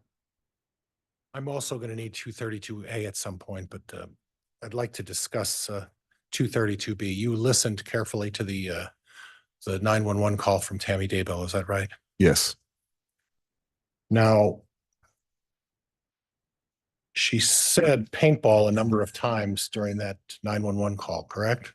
Couple times, yes. And then at the end, she said, holding the gun like he was holding a rifle. She never said he was holding a rifle, did she? I think you just stated it. He was holding a gun like the rifle. She never said she was holding a rifle, did she? Objection, Your Honor. The audio speaks for itself. Sustained. Okay. There was no discussion about a specific rifle. Was it not the manner in which the gun was being held? That was what we heard? There's no specific rifle that she named, no. Okay. There was no specific rifle that she named. Okay. Well, she didn't even say it was a rifle, did she? She said a gun and a rifle. Well, she said a gun holding like a rifle. Isn't that what she said? Objection, Your Honor. Again, the audio speaks for itself. Sustained. Judge, I should be allowed to go into whether or not the manner in which, Then replay that section, Mr. Pryor, Okay. if you want to make it clear, but to just keep Okay. asking on the audio we just listened to is improper. Bailiff, could I have 232 again, please?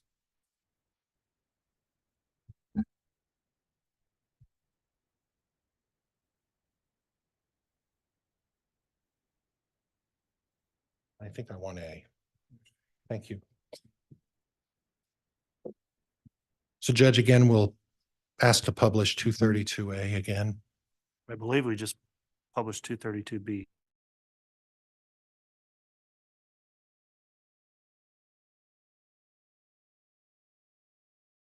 Backwards, excuse me. Okay. I apologize.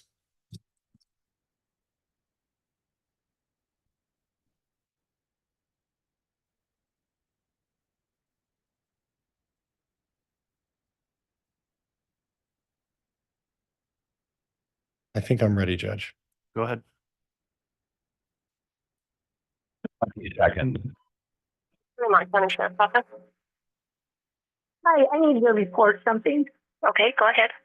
What's the address? Okay, at 202 North, 1900 East, the corner with the blinking yellow light on Salem Highway. Is it a suspicious person? Yes. Okay, what was he wearing? He was all dressed in black and he had a ski mask on. And he said the blinking light now is where you saw him? No, he's gone now because I pulled up into our driveway and I was getting stuff out of the back seat of my car and suddenly he was there and he had a paintball gun and he was and like he was going to shoot at me. And I kept asking him what he was doing because I could tell it was a paintball thing. Okay. And then he just kept doing it. So I yelled for my husband and then he took off running around the back of my house. Okay. Give me just 1 minute. Stay on the line with me. Okay. October 9, 2019, 21 hours, 50 minutes, 28 seconds. that was north 1900 East? Yes. Okay.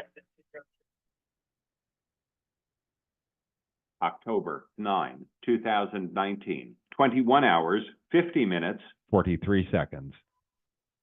In what direction he was going? He went behind my house and it's so dark out here, and I just went in the house and got my husband and son, and then they went out and looked, and he was long gone by then. Okay. So he was on the north side of my house, is where he went to get away. Okay. He didn't say anything, or he just kept like he was holding the gun, like he was, had a rifle and was shooting at me. So, but nothing came out of the gun either, so I don't think it was loaded. Okay, and what is your name, ma'am? My name is Tammy Daybell. Okay, I will pass your information on to my deputies. We actually just had a previous call about this individual, so they're out in the area looking now.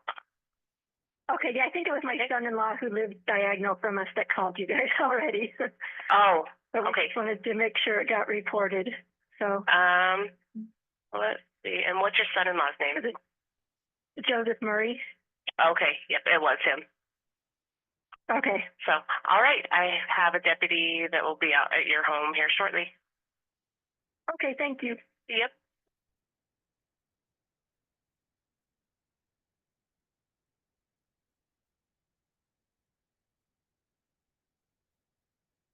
So we can agree then that the 911 call would speak for itself, right? Correct. Having a rifle and shooting at her. Having a rifle and shooting at her. Having a rifle and pointing at her. Is that what you heard? Yes. Okay, but I guess we can let the jury make a determination about what they heard, right? Yes. Now, we previously talked to, and Judge, I'm going to ask to publish 14A. All right, do you have that with you? I do, and it's already been admitted and accepted. Okay, 14A may be published.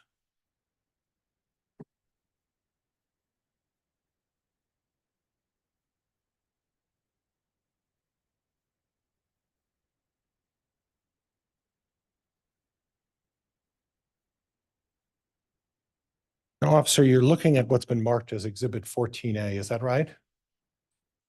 Yes. Okay. Now, there's a big black round thing on the top of that gun. Do you know what that is? That's a hopper. Okay, and it's pretty distinct, right? Yes. Pretty clear to identify that it's a hopper on the top of a paintball gun, correct? Yes. So if someone is in a situation where they're looking at something and they're clearly able to determine that there's a hopper on the gun, this would be a situation where they'd be able to clearly see that there's a hopper, correct? If they're clearly able to see that, then Right. yes. Okay.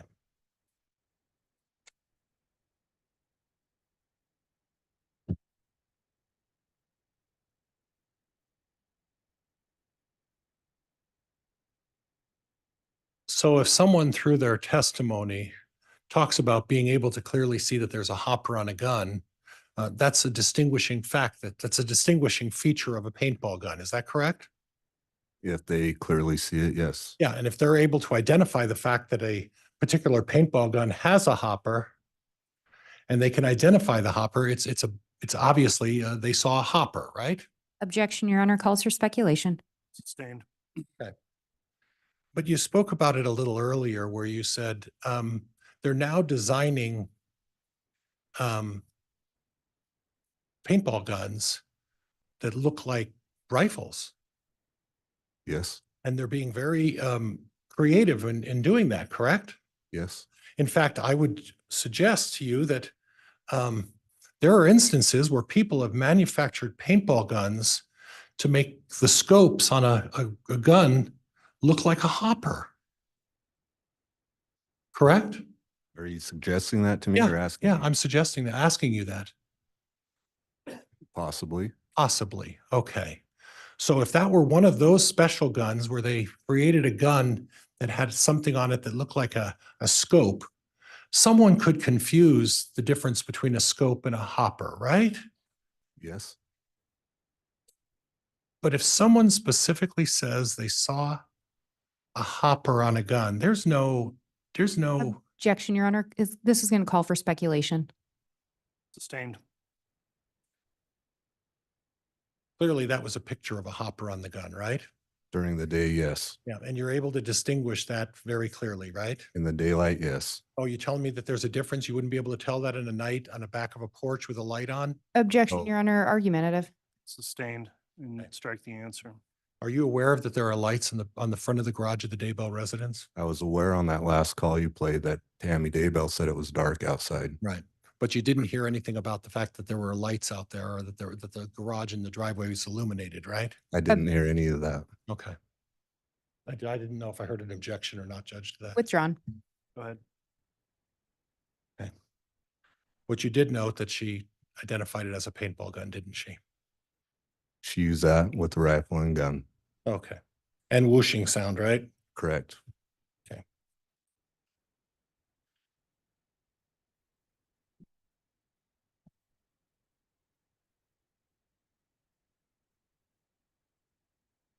Now, Judge, I believe that Exhibit 16 was previously admitted. If I could have the bailiff bring me Exhibit 16.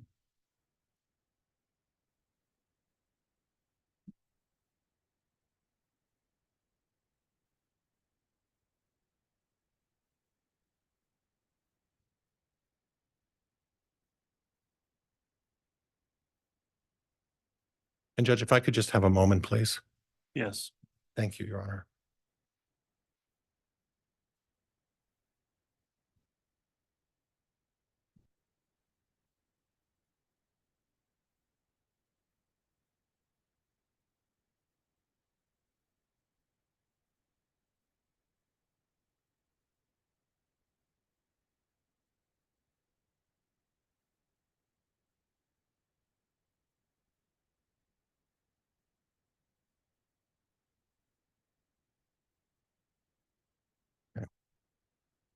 Now,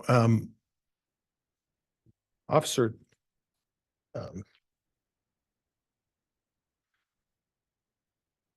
are you aware as part of your investigation that Tammy Daybell sent out a Facebook posting to what she described as the Friends of the Salem Ward? Do you recall looking at something like that? I remember she sent something out on that, yes. Okay, okay. You don't have a recollection of what it said though, probably, correct? Not exactly. And Judge, could we publish Exhibit 16? You may. I have it ready to go, Judge, whenever the clerk is ready.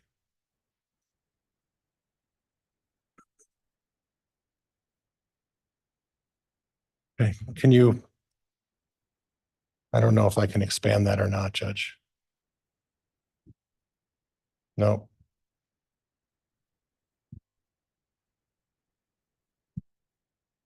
Are you able to read that, officer, on your monitor?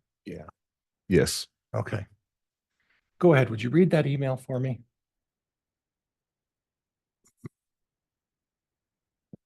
Something really weird just happened and I want you to know so you can watch out. Had gone home and parked him out front out in our front driveway. As I was getting stuff out of the back seat, a guy wearing a ski mask was suddenly standing by the back of my car with a paintball gun. He shot at me several times, although I don't think it was loaded. Okay, you can stop there. So again, and this email that you said you reviewed was to the Friends of the Salem Third Ward. Do you know what the Salem Third Ward is? Are you referring to the Facebook or the email? Facebook, the Facebook here that was sent out. Okay. I'm not just a church ward, Okay, the Salem Third Ward. okay. You've heard of that before? You've heard Yes. of the Salem Third Ward before? Well, I'm assuming it's their church they go to out that way. Okay, you don't know how large of a ward that is or how many members they communicate to, right? I don't. Okay, but you do know that she got on there at this point and discussed the incident that took place, correct? Yes. And did she ever use the term rifle in this Facebook posting? No. Did she ever use the word gun? No. But she did use the word paintball gun, correct? Yes. Okay. All right, Judge, I'm done with that. Thank you.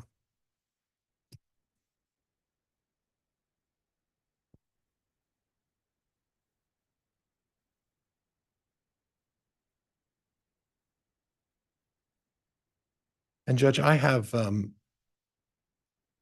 well,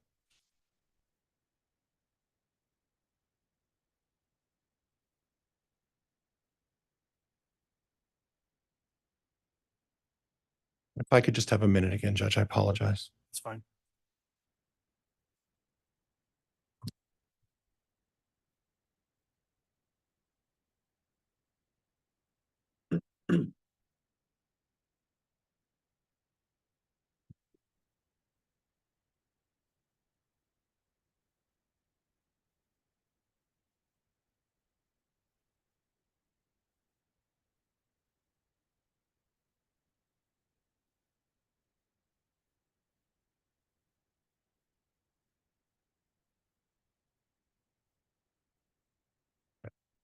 Now,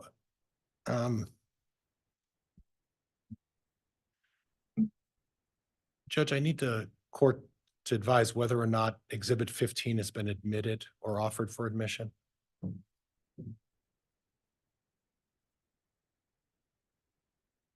We'll check. No.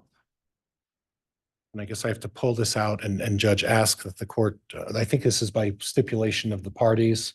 Exhibit 15 has been stipulated by the parties to be admitted, and I'd ask it to be marked and accepted with the court, Exhibit 15. All right, I'll confirm with the state.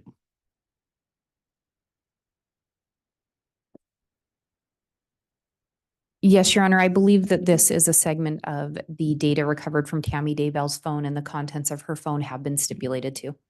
Okay, so exhibit 15 is offered and will be admitted.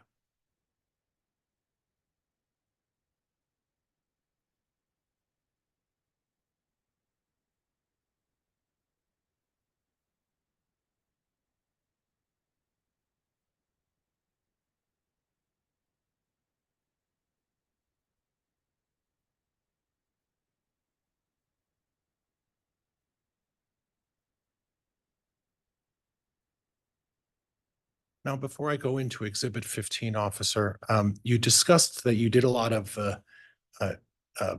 discovery and looking at what was the term you used? What? Geofencing? Geofencing. And when you're looking at phone records and emails and Facebook postings, sometime there's a reference after the time that indicates the letters UTC. Are you familiar with what UTC means?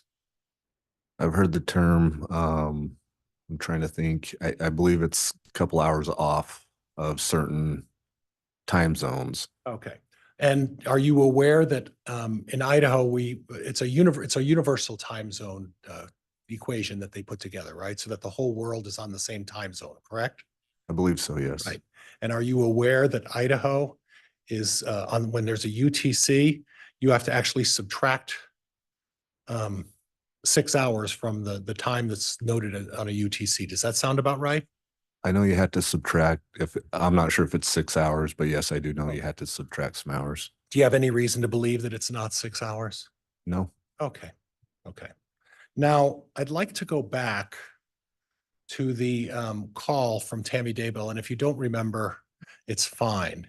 But the call to 911, do you recall what time that call was made? Is there some kind of report you could refresh your recollection with quickly? Well, I know there was two that came in, one from Joseph Ryan and Tammy. I believe hers was around 9:41. Okay. Okay. And then hers was 9:41 I believe so. or 9:51, somewhere in there. I'm not 100% sure on that, so I guess I can't testify truly on that. Okay. Okay. But it was clearly after 9:30 though. Objection, Your Honor. The officer just said he couldn't testify to that. Sustained. Okay. Okay. Judge, I'd like to put up Exhibit 15 for publication. You may publish. I'm ready, Judge, whenever the clerk is.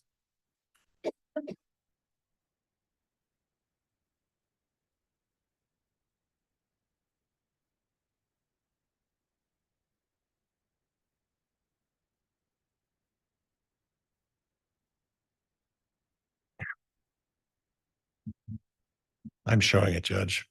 I'm not sure what. All right, we'll see if we could get someone to maybe take a look at. Oh, I think we're there. Okay. I just had to wiggle a little. I had to wiggle the cords a little bit. Okay, so can you see that from your screen, officer? Yes, Okay. And I would represent to you that this was off of Tammy Daybell's account, stipulated by the parties as a retrieval of her Google searches. Can you read the very first one? search for a paintball gun, Okay, paintball and then guns. we talked about the UTC and well, I guess I suggested it was 6 hours. You didn't really specify, but would you read October, the date of when that was done, that Google search was done? October 10th, 2019. Okay, October 10th, 2019. And the time on that, the UTC time would be what? If it is 6 hours, it would be 9:29, On the 18th. correct? Okay. On the 10th. Or- Oh, you're right. I'm sorry. All right. So the day that this incident took place was what? October 9th. Okay. And the UTC, if it goes back 6 hours from AM at 3:29 AM on the 10th, going back 6 hours, wouldn't that put us at 9:30 on the 9th? Yes, Okay, so at well, actually, let's Well- be clear, 9:29 on the 9th, right? yes, Okay, so at 9:29 on the 9th of October, there was a Google search by Tammy Daybell searching out paintball guns, correct? correct. Now, I don't remember seeing a discussion with Officer Coulter in his, I guess it was his second report, where he talked about that Tammy Daybell did a Google search on paintball guns. Objection, Your Honor, counsel's testifying. Did you see that? in his- Wait. Objection pending, it's sustained. Did you see a reference in Officer Coulter's second report about Google searches at 9:29 on the 9th of October? No, Okay, well.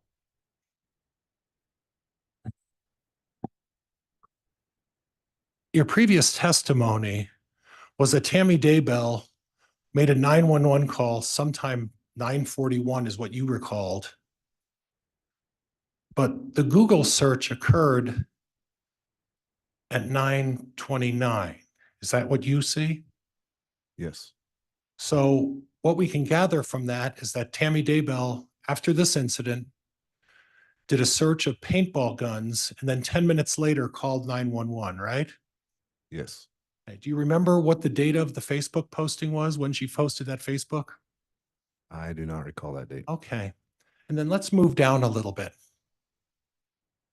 The next one. Search for an airsoft guns, Okay. And again, the time. October 10th, 2019 at 3:29. So basically, if we go back to UTC time, we're back at around 9:30 again, right? Yes, So her Google searches at that point, and just for everybody's edification, we don't need to go down the other ones because they're not relevant to this, but the first two, the first one was a paintball gun search at 9:29, right? yes, Then she looked for an airsoft gun search at 9:29, right? yes. Did she ever look for a rifle? She did not. Did she ever look at any other shotgun? She did not. Okay. Okay. Thank you, Mr. Bailiff.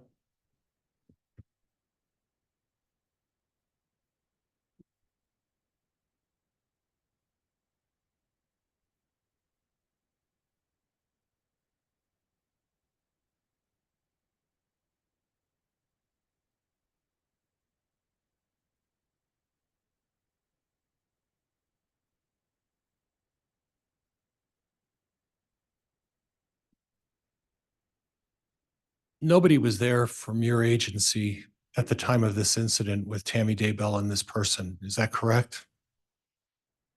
That she was allegedly shot at, We responded to that. but nobody was Together. there when it occurred. Correct. And in fact, Chad wasn't there either, right? Objection, Your Honor, calls for speculation. Sustained. Well, you know from the report that Tammy talked about Chad and Garth coming out afterwards, correct? Yes. And there's no indication at the time of this occurrence that there was anybody other than a masked man and Tammy Daybell. Is that right? And in Tammy's email, Chad and Garth. Well, Chad and Garth were inside the house, right? Yes. Okay. So at the time of this alleged shooting, the two people would be a masked man and Tammy Daybell. Would that be fair? Outside of the residence, yes. Okay. So the best person to determine what type of instrument this was would be one of the people who was there at the time, right? Objection, Your Honor, calls for speculation. Overruled. Your Honor, may I voir dire native objection? Well, just the way that question was phrased, I'm overruling that. It was just of the two. Go ahead and re-ask the question, Mr. Pryor. The best person to determine what type of instrument that was would have been Tammy Daybell, correct? One of the Objection, Your Honor. Grounds. It calls for speculation. May I have voir dire native objection? Go ahead. Detective Kaikamanu, did you ever have an opportunity to speak with Tammy Daybell? No. Do you know, did you ever determine her knowledge of firearms? No. Do you know her experience with paintball guns? No. Do you know her experience with firearms? No. So do you know if she'd be able to tell the difference? No. Your Honor, I'd object to that. It calls for speculation. All right, well, I am going to overrule it on the speculation objection, but of course she'll be able to redirect Ms. Blake. Yeah. So again, you actually corrected me. There are two people there that would know what type of instrument that would do. Two people that would be the best people to identify what kind of instrument, correct? Correct. One of the two. Yeah, the person in the ski mask would be one. We don't know who that was, right? Correct. And Tammy Daybell. Yes. Okay. Okay. Thank you.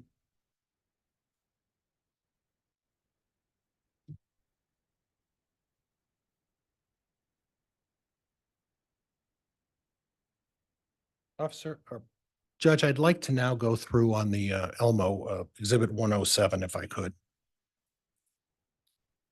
You may. Thank you, Your Honor.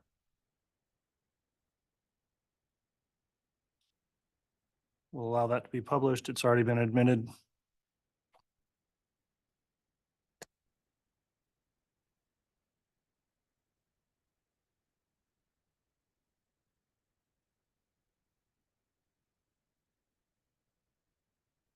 And obviously, during your talk with the prosecuting attorney, this has already been admitted, and you went through that. You recall that, right? Yes. Now, as part of your examination, you provided records from Fremont County Sportsman's Club, right? Yes. And you did the start date of sometime of 10/16, is that right? Is that what you recall? The start date of, Of when the documents that you provided to the prosecuting attorney. The first entry on there, it looks to be about 10/16. Am I mistaken? I'd have to relook at those. Okay, Judge, could we show this to the witness to refresh his recollection? When you're done, just hand it back. Thank you, sir. Yes.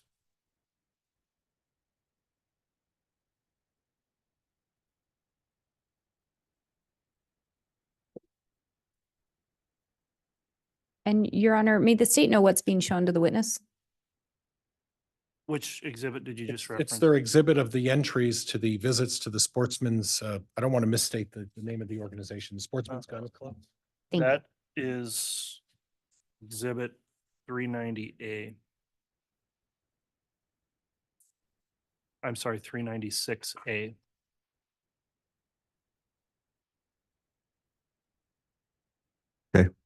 Okay, and if I could have that back.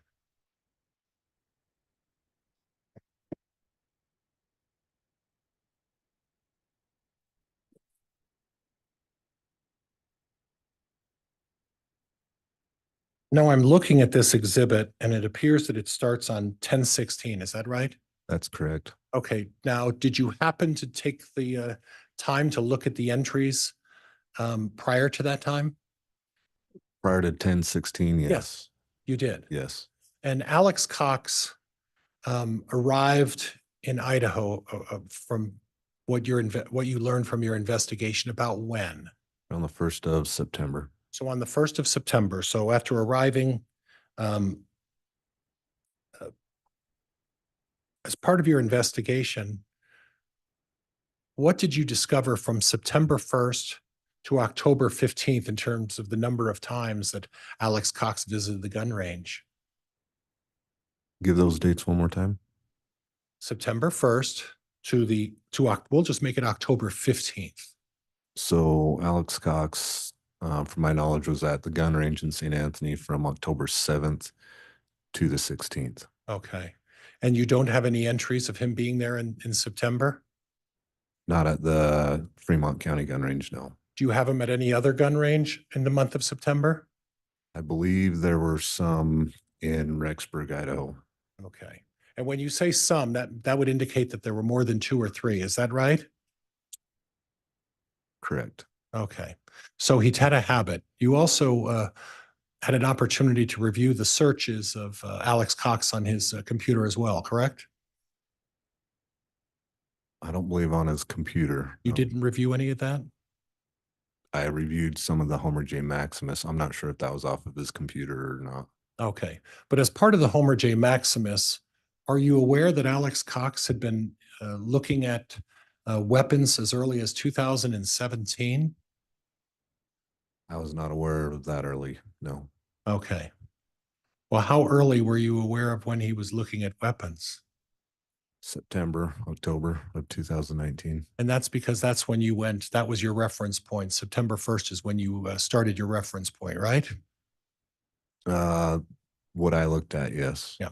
So you didn't really go back and look at all of the searches that Alex Cox conducted prior to September of 2019, right? I did not. Okay. Okay. But you are aware that Alex Cox has a history of engaging in the use of guns or other weapons on folks, right? Objection, Your Honor. States facts not in evidence. Overruled. Are you aware, and I'll rephrase that, you're aware of the situation regarding Brandon Boudreaux, right? Yes. And you're aware that it's alleged that Alex Cox at a long distance shot at Brandon Boudreaux, correct? Yes.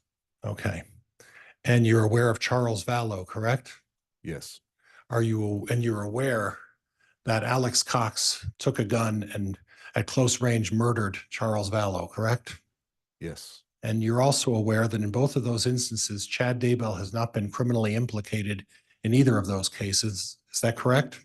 Yes. And Chad Daybell has not been charged in either of those cases. Is that correct? Correct. Okay. Are you aware of any other instances where Alex Cox engaged in conduct towards other people with the use of any kind of a weapon? Of a firearm? Any kind of a weapon? I know that there was an incident with Lori's. Objection, Your Honor. May we approach? Yes.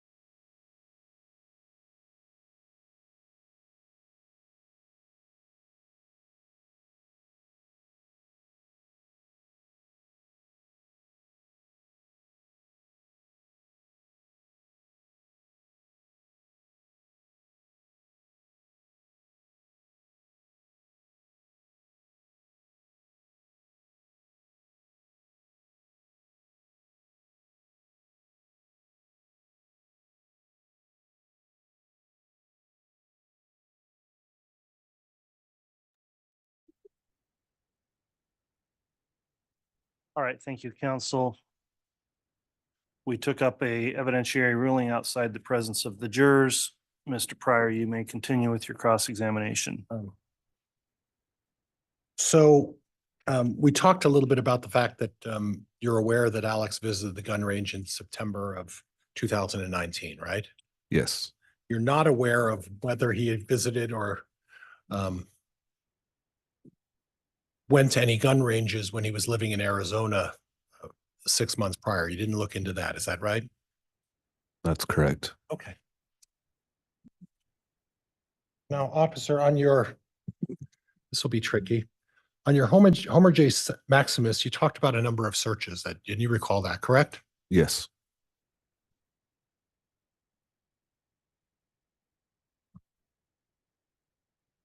Oops, Judge, this is the Elmo. I'm sorry.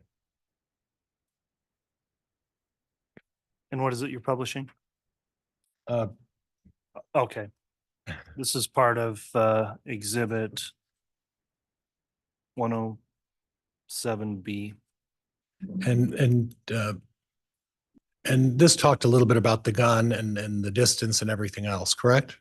yes, And what I'm wondering about is that the first one that says the Grendel drop 100 to 200 yards, correct? yes, Okay, now Tammy Daybell's driveway, and you described it as the distance between the end of the desk there and towards this first section here, correct? yes, And for a clear record, we're 30 to 40 feet. sure. Okay. Now, if we do math and look at 100 yards, how many feet is 100 yards? Do you know? Well, there's. I 3 can help feet, if you'd yeah. like. Yeah, help me out. Yeah, me too. I had to look at, no, I didn't have to look it up. It's 3 feet per yard. Correct. Okay, I'm sorry, and I know you weren't, that's not fair. It's 3 feet per yard. Okay, you know Yes. that, right? So if we're looking at a Grendel drop, we start at 300 feet, right? Okay. And then if we go to 200 yards, we go to 600 feet. Would that be fair? Yes, Now, none of those feet distances really apply to Tammy Daybell's driveway, right? not her driveway. Okay. And then the 100 yards to 300 yards is the same thing, 300 feet to 900 feet, correct? Yes, So obviously what he was looking at this point is the distance on how to put a rifle and the amount of drop after you shoot it, that the bullet drops after a certain distance, right? yes. And when was this in October? This was searched October 8th. Okay. And, when I looked at this, I was curious, is there any indication that Alex Cox purchased a big game hunting license in October? That I am unaware of. Okay. And would you agree with me that October is also hunting season for various big game? It is hunting season, yes. Okay. And then he looked at, and you could use a Grendel for a hunting gun. Is that correct? You could, yes. Yeah. Okay. And if you were to purchase pants and just trying to just conceal yourself while you were out hunting, it wouldn't be inappropriate to buy different various suits to conceal yourself. Would you agree with that? Yes, Okay.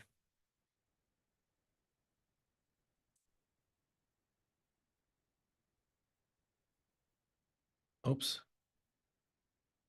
I'm grateful to whoever put the tape up there.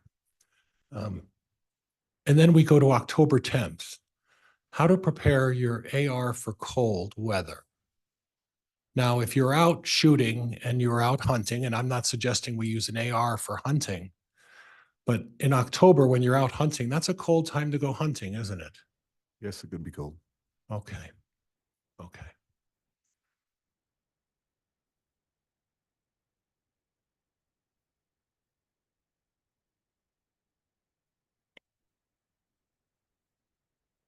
And then we talked a little bit about the ghillie suit, and potentially that could be something that could be used as a hunting outfit when you were out in the game hunting, right?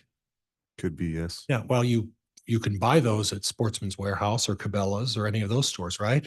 Yes, You looked into that and that's where you get them, right? you can, yes. Yeah, Sportsman stores for outdoor activities in October, right? Right? Yes, you can buy them there. Okay, okay. Okay. Now what we did is then we looked at a FBI simulation of shooting a 5.56 through car doors and walls. And a 5.56 is a type of a bullet, right? Yes, Okay. And that's a specific bullet. And what it appears is there was a search to see what kind of a bullet would go through car doors and walls, correct? yes, And then you would also see what kind of caliber under that would penetrate a windshield, correct? yes, Now we know that the allegations about um, Alex Cox is that he took a shot at Brandon Boudreaux, correct? yes, And in relation to Lori Vallow, Brandon Boudreaux was Lori Vallow's, no, Melanie Pulowski was Lori Vallow's niece, right? yes, And she was married to Brandon Boudreaux. yes, So Brandon Boudreaux was the male spouse of Alex Cox's niece, Melanie Pulowski, right? Correct? yes, Okay. So Alex Cox took a shot at the male member of the relationship between Melanie, Lori's family, and the male, right? yes, And then Alex Cox murdered husband number 4 by taking a gun and shooting him at close range. And that was Lori Vallow's husband number 4, correct?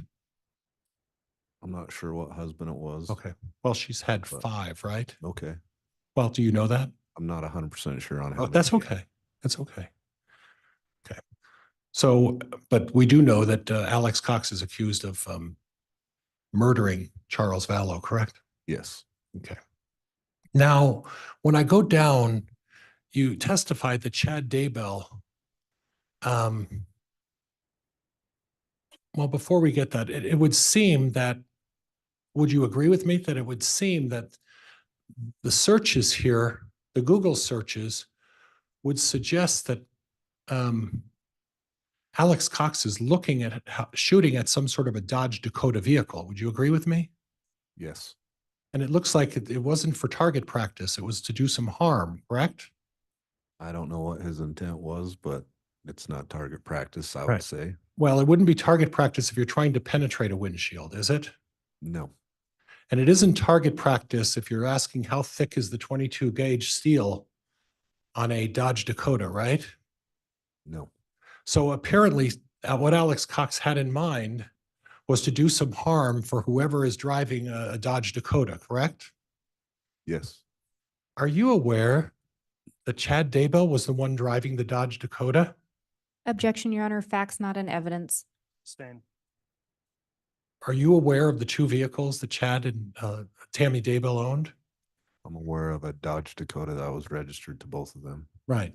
But you don't have any specific information about whether or not it was Chad who was the primary driver of the Dodge Dakota, right? I don't have any facts that he was the primary driver, no. Okay. Okay.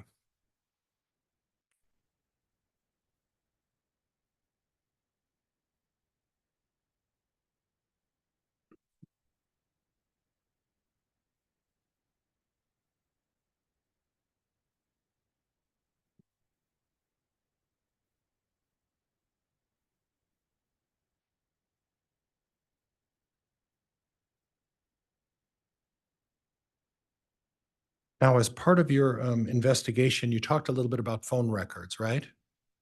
I'm sorry, phone records, Alex's records in terms of his location, right?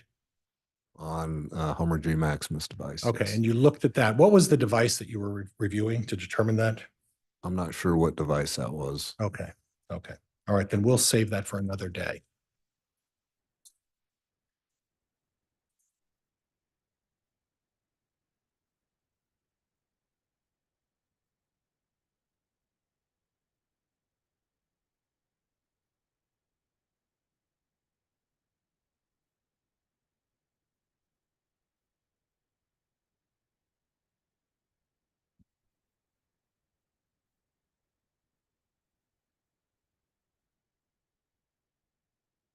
Now, Judge, previously, we stipulated and the court entered exhibit number 14. I'd like the court's permission to go over exhibit 14 with the witness. All right, has that previously been admitted? Judge, I have it here with the stamp on it. I think we had already established and stipulated to that. Yes, Your Honor. I think, Established and stipulated to it, Judge. I'm sorry. and the state had reviewed this. It's my understanding these are the extracts from Tammy Daybell's phone or contain extracts. I think it's actually a police report referencing those extracts from her phone. Okay, it's been admitted, so it may be published. If I could just have a moment, Judge, I'm sorry.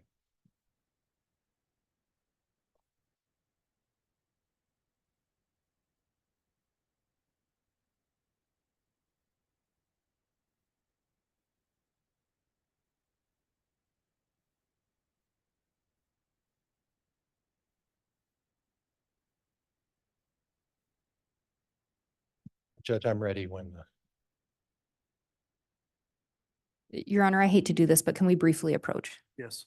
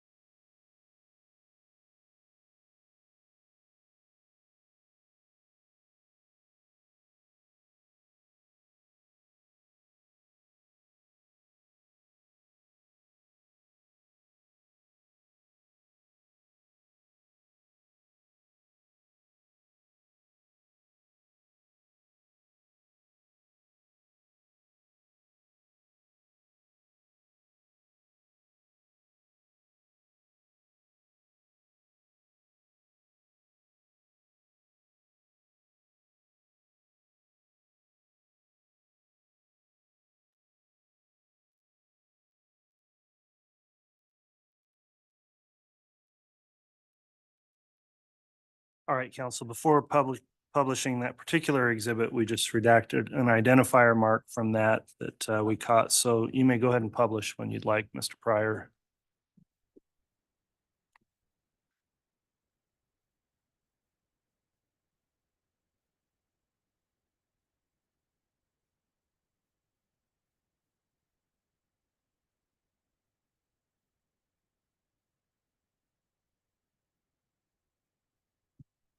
now, officer, on this particular document, I would represent to you that this is one of your reports. On the little bit that you're seeing, do you recognize that? Yes, So on March 16th, you received information from Google LERS. What's LERS? Google Lears Law Enforcement. Okay. and you asked for information attached to this, and this was information that you were getting regarding Tammy Daybell's email account. Would that be fair? Yes, Did you get the entire email account? yes, And did you go through the entire email account? yes, And you reviewed all of the emails and you made a determination as to which ones you in particular felt were relevant to this case. Is that right? yes, Okay. And then you said after looking at the emails, you didn't include the ones that were significant. And there were photos, emails, chats, the information that I found relevant to the investigation, you see attached here, correct? yes. Okay. And then would you read the line that starts in the email folder are chats? Would you read that one for me? In the email folder are chats between Tammy and Mark while on his mission. Want me to read the whole? If you would, if you don't mind. There are also chats between Mark, Tammy, Seth, Garth, and Emma. During some chats, it is very clear that Chad is messaging. In the chats, it is also clear that chats are coming from Tammy's email. Okay. And then I'll go to the next line saying, looking over the inbox of Tammy's email, it shows, oh gosh, I'm so sorry. Let me get a record, right? Looking over the inbox of Tammy's email. It shows the first section as chats, mainly with Mark while he is on his mission. In the chats, it does not show the time or date when the chats are taking place, right? Yes. Okay. Then the line below, why don't you read the line below for me? While looking over the chats, there are several that lead me to believe Tammy, along with Mark, Emma, Garth, Seth, and Leah, have knowledge of the belief in light and dark people that Chad talked about and believed. Okay. So what I gather from that is your assessment in the reports that after you reviewed all of the emails and you said you reviewed them all. Yes. That's a significant job. Yes. And in reviewing all of those, you came to the conclusion that the Daybell, Tammy Daybell, Chad Daybell, and his 5 children had knowledge of the belief in light and dark people. Yes. And the light and dark is a religious reference that's mentioned by Chad, right? Yes. It's mentioned by other people in this case, right? Yes. It's also mentioned to some extent in predominantly most religions. Would you agree with that? Say that again. Predominantly in most religions, there's a reference to light and dark, right? I can't testify that. 'Cause I Okay. don't know all the religions. Okay. And then the religious practice that these folks practice, that Tammy and the children and Chad practices of what faith? LDS. Okay. Okay.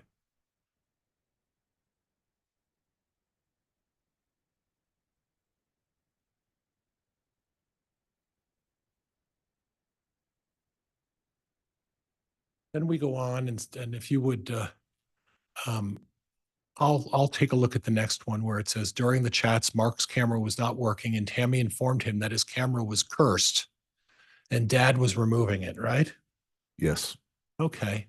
In more chats, Mark asked if anything was found or notable in him when he was body coded. I'm not sure what body coded means. Do you have any knowledge of what being a body or body coded talks about? No. Okay.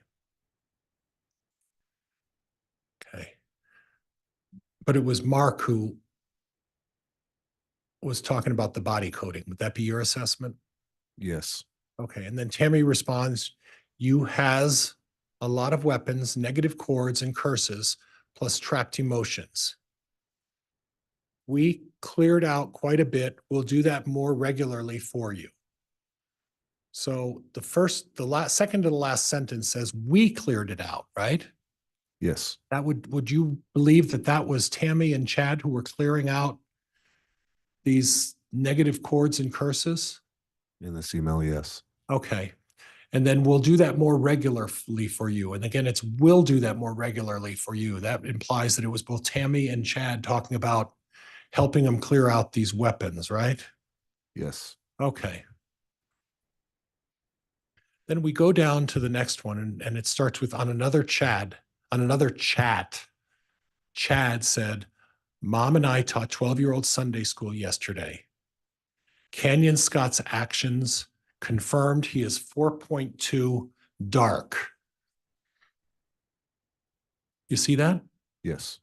Do you have any knowledge as to whether Canyon Scott is dead or has been murdered or any investigation into that kind of a matter? I have no knowledge of that. Okay. And do you know who Canyon Scott is? I do not. Okay. But obviously, it's someone who attends church or attends Sunday school where Chad and Tammy went to their Sunday school, right? Yes. So we could presume that it was someone in um, Fremont or Madison County, right? Yes. Okay. And then it goes on, I will enjoy watching his growth to world terror and domination. And then Emma replies, I like Canyon though. I'll slow down. I'm sorry. I'm so sorry. The next line is, I will enjoy watching his growth to world terror and domination, right? Yes. Emma replies, I like Canyon though. Tammy and Chad reply, unfortunately, he's already influencing Will Dowling. Who's Will Dowling? Do you know? I do not. Okay. Then Mark goes, I like Jose and I can't pronounce that last name, Ojeda also. Then Mark says, darkness is interesting. And then Tammy and Chad both say, maybe they are influencing you too. They are charming, right? Yes. So we don't have any information about Jose Ojeda or anything about him, any criminal activity associated to his demise, right? Not that I'm aware of. Okay.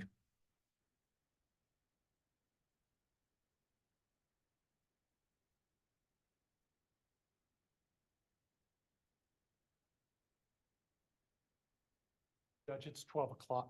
Judge, it's 12 o'clock. I don't know. This may take a while. Sure. It's up to the court.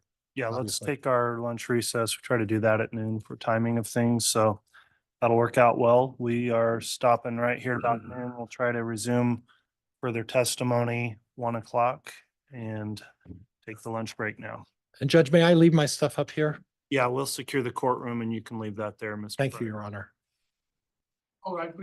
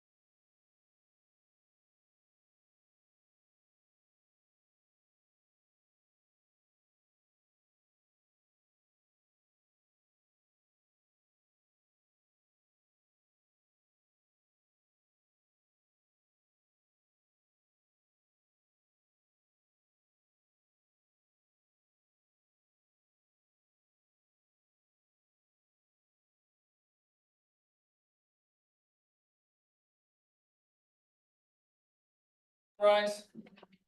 Keep reports again in session.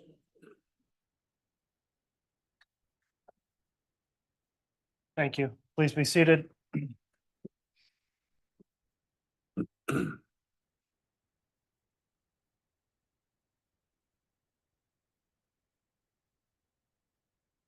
All right, we can have the jurors brought in, please.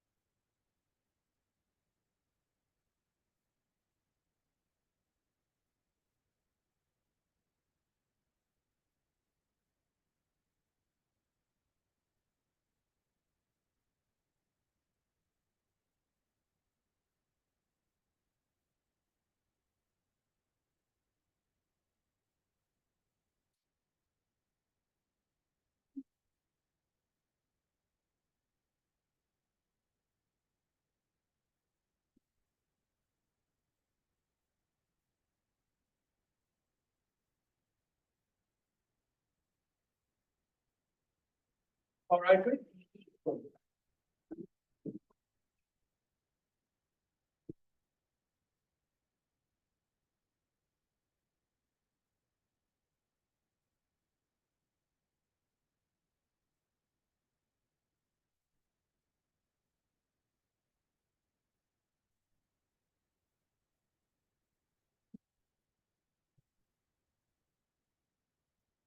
Here's all President County for you, Honor.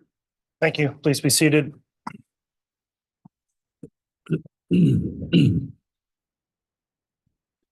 Okay, we're back on the record after the lunch recess on KCR 2221-1623, State of Idaho versus Chad Guy Daybell. Continuing with cross-examination of Detective Kaya Kamanu. Mr. Pryor, if you'd like to continue with cross, you may. Yes.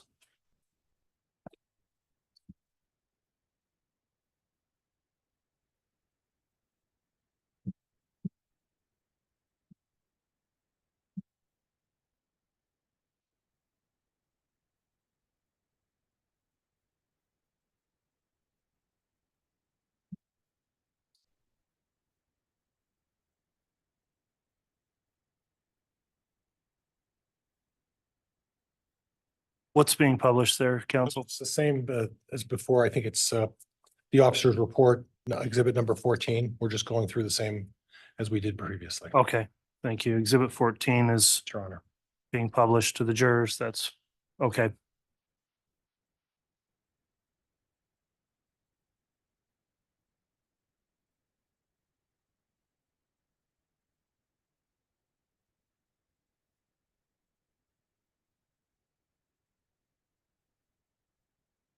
So officer, again, in your report, you noted that these were relevant to your investigation. They're emails from Tammy's email account from someone named Julie Rowe. Is that right? Yes, And it looks like the emails are to Tammy. And it says something about support springcreekbooks.com, March 12, 2019. Do you see that? yes. Okay, so if you would be so kind as to just read from Chad down to Julie for me. Chad, I met with the state president last night and he has requested we stop publishing all my books. I told him I do not have the rights to the books and that my publisher has those rights. He asked me to contact you to request that we stop publishing. He has asked me to copy him on this email and send him your reply. Yep. He also said he is going to contact your state president, Julie. Okay. So do you know what a stake president is? I believe the stake president is over the stake of a ward of the wards. Okay, and is that, and I'm not familiar with this, but does that mean there's a number of wards or groups that are like neighborhoods? And the stake president overlooks a number of these wards? Is that what it is? From my understanding, yes. Okay, do you know who the stake president was in this email? I do not. But it appears that they're telling Julie Rowe. You know who Julie Rowe is? Throughout the investigation, her name came up and also known as a publisher or a book writer. Right. And she was someone who put on presentations all over the Arizona, Utah, Idaho area about preparedness issues, right? Yes. And she published books about that as well, right? Yes. And is there anything in the indication of your review of the emails why a stake president would inject himself into the publishing of books? I'm not sure on that. And then, and again, told Julie Rowe that her stake president is going to contact Chad's stake president, Correct. right? Correct? Correct. Okay. But there's nothing in the other emails that you had to show why a couple of stake presidents would interfere with Chad Daybell publishing his books? I do not. Okay. All right. Thank you.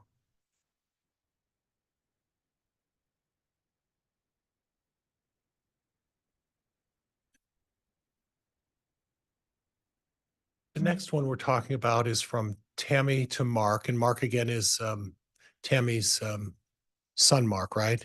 Yes. That's the youngest son, if I remember right. Yes. And the date of this email is March 31st of 2019, correct?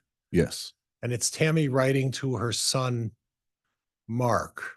And I'll read. I've got Dad and Garth doing a C2 5K and then in parentheses, couch to 5K.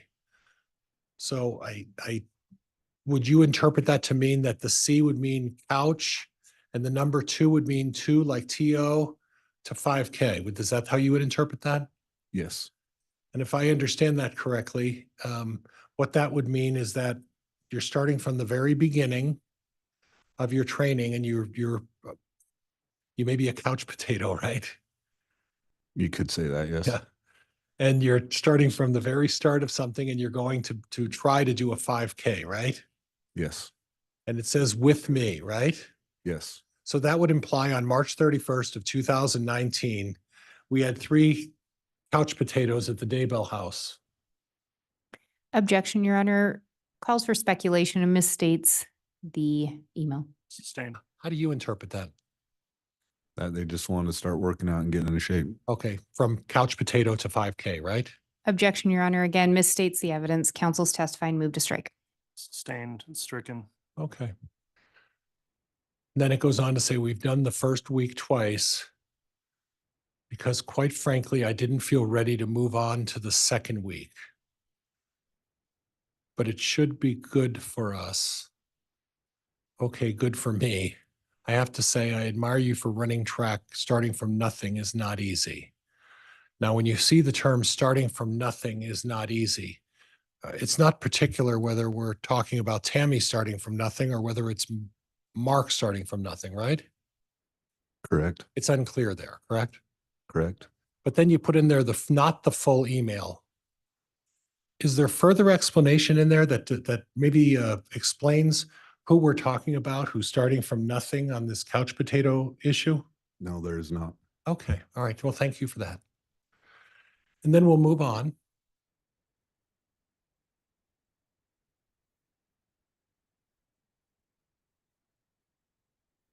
And it's from Tammy to Mark again on April 14th, 2019.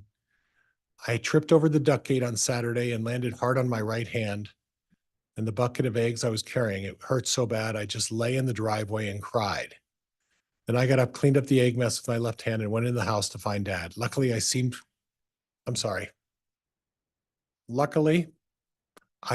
to have only bruised it.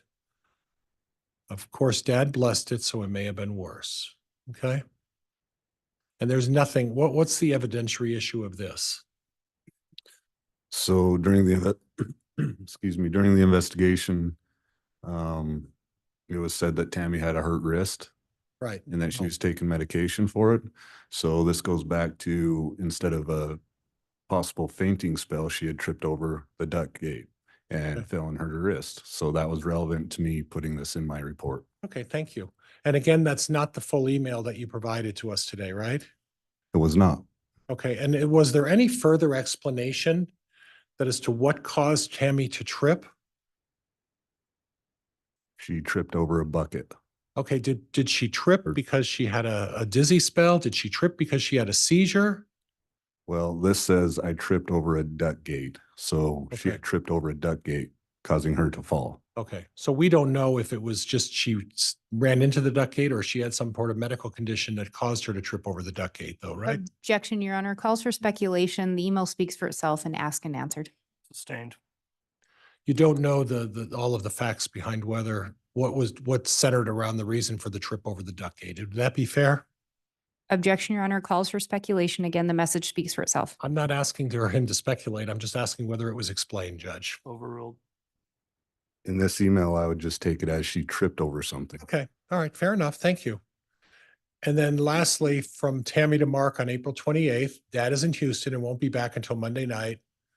So you'll just have to get to talk to me tomorrow. And what's the significance of that? So on this one, this correlates with some of our other records showing that Chad was in Houston, and that Tammy was home alone. Okay.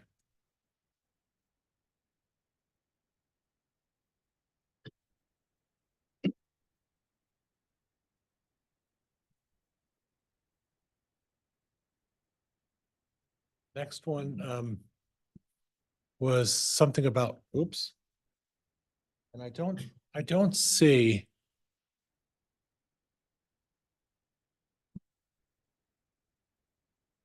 Something that identifies the date, but it was something about a zone conference. Do you know what that was about? I am not sure on that. Okay. And then does it seem like your tapeworm medicine worked? Who's talking to who there? Do you know? I would believe Tammy is emailing and talking with Mark on this one. Okay. So it's Tammy who's suggesting that there was some tapeworm incident. She was having some sort of malady. Correct. This might be a continuation of the page before. Okay. Possibly. And the page before would have been this malady with the tapeworm, would have been on the 28th of 2019. Would that be fair? Correct. Yes. Thank you for clearing that up. Okay. And then she goes on, I guess I should ask you, is that Tammy who said, I haven't slept well since Dad has been gone. I'm hoping to sleep well tonight. Yes. Okay. Okay.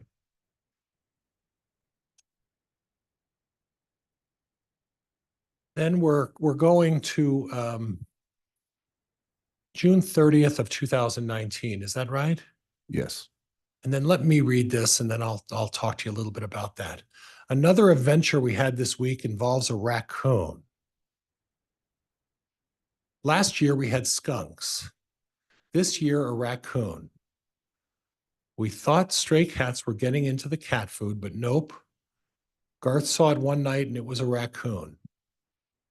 We borrowed a little trap from Matt Price, but when Garth went out to check it that night, the raccoon ran up the tree, by the trap. It was huge. No way it was going to fit in the trap. It was larger than Chase and had really long teeth.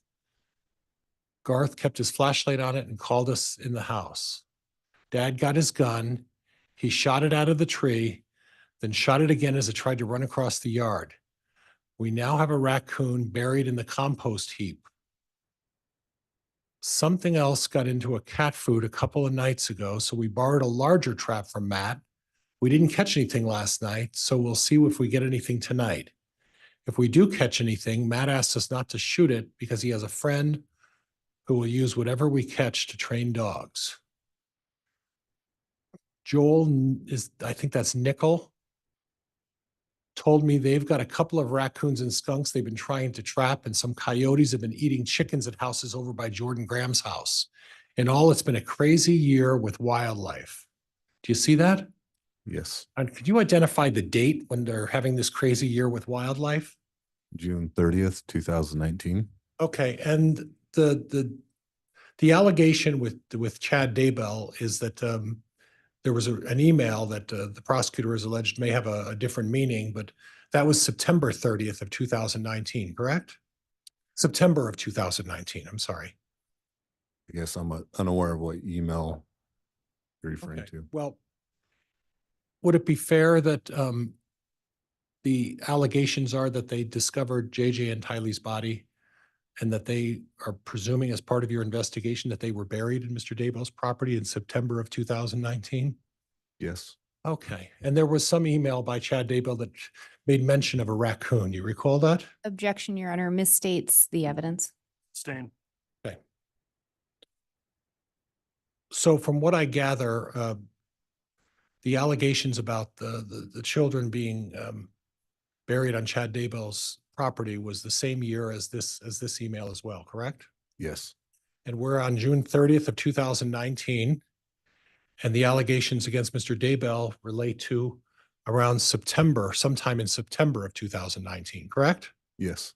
So 2.5, 3 months later, there's at least two references about raccoons. Would that be fair? Yes. Okay. And there's a reference that they buried this raccoon in a compost heap. Where's the compost heap on Mr. Daybell's property? Do you know? I'm not sure about Okay. that. All right. And then we go on to July 7th of 2019, right? Yes. Here is the second raccoon. The first one was shot. Garth said this one is smaller than the first one. I like how the kittens are looking at him too. Okay, and that's from March 7th. And that's also relating to this raccoon issue. Would that be fair? Yes. Okay.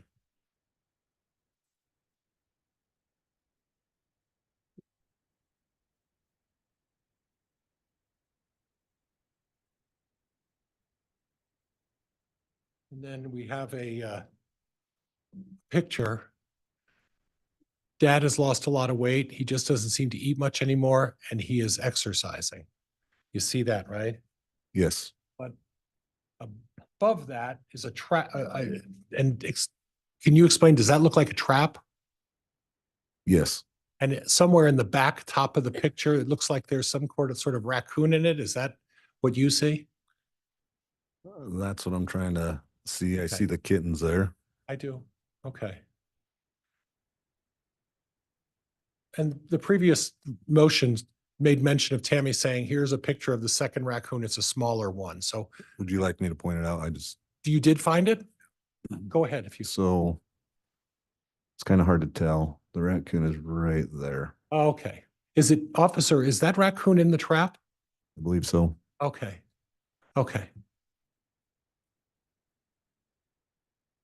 Then we go down and we have a picture of Chad and Tammy, right?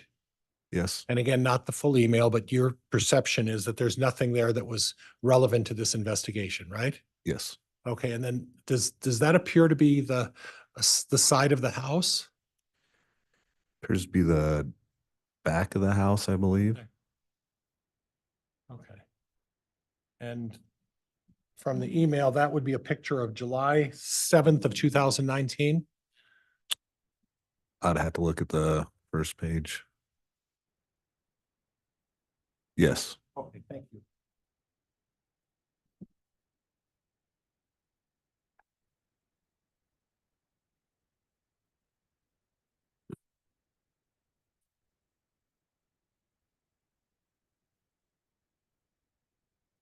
August 4th of 2019.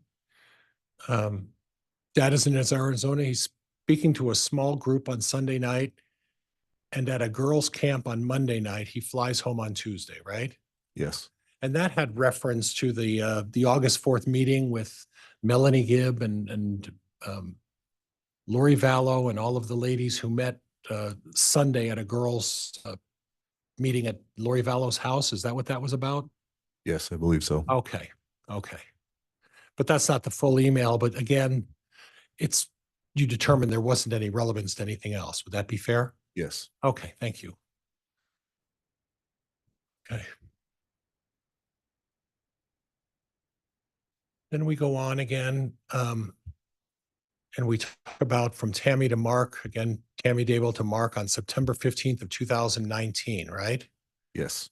And this was about a month before Tammy passed away. Would that be fair? Close to, yes. Okay. And she says, this was taken on Saturday. Joe planted potatoes in his garden. I had been sick in bed all day with a really bad cold, but I put on a hat and went over to pose for this picture, so it looks like I'm really a real Idahoan. But I went right back to bed after we took it. I'm still sick today, and my nose won't stop running. I will go to work tomorrow, though, because I am helping with testing, and getting sub work would be more trouble than it was worth, right? Yes. Okay. And then there's some mention of continue whining. I burned my arm today when taking some rolls out of the oven, right? Yes. And the relevance of this is that it was just mentioning that 3 weeks before 3 weeks before Tammy passed away, she was sick for one day and basically was sick the entire next day and just got up and made herself put on a good face and made herself and go back to work, right? Yeah. Objection, Your Honor. Counsel's testifying. I don't hear a question there. Abstain. She wasn't feeling well that day, right? Correct. It appears that she was sick the following day, right? Yes. She spent a significant amount of time in bed, Yes. and she put on the courage to go to work on Monday, correct? Yes. Okay. And then the one, your mom came to visit us Friday night and Saturday morning. Under orders from Grandma Cooper, I'll let her tell the story. What's the relevance of that? So the relevance to that is from Ron Douglas to Mark, which Okay. Ron Douglas is Mark's grandpa. Okay, Through our investigation, Tammy did not drive very far alone. And so it was important enough for Ron, the grandpa, to email Mark and say, hey, your mom came to visit us, which they live in Utah, which is 3.5 hours away. And she drove all by herself. okay. And this was October 6th of 2019, right? Correct. And you were aware that the reason Tammy Daybell didn't drive by herself is because of some medical concerns about her balance and. Objection, Your Honor. Counsel's testifying. Facts not in evidence. Move to strike. Abstained. Are you aware that the reason Tammy Daybell didn't drive is because of some medical concerns she had for herself? No, I am not. Okay.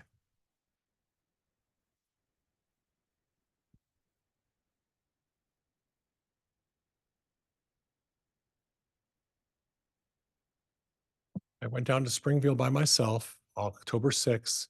I drove there by myself and then drove home by myself. I'm a big girl now. I can tell you more about this in a bit, right? Yes. So by your indications, you're suggesting on October 6th, 13 days before her death, 12 days before her death, that she was able to drive. Is that what this is about? That's what she's emailing Mark, yes. And was there any indication that prior to that time she didn't drive or that she was concerned about driving? Long distances, yes. Yeah, okay, thank you.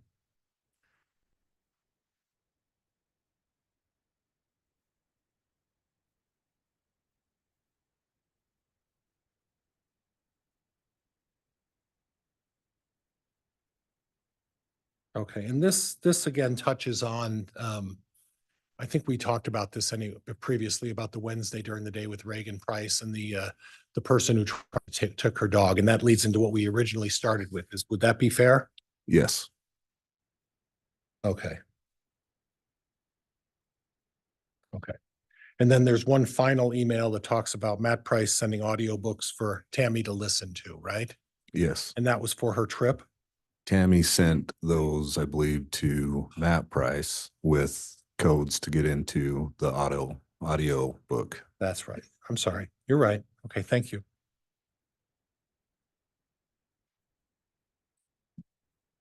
And if I could just have a minute, Judge, thank you. You may.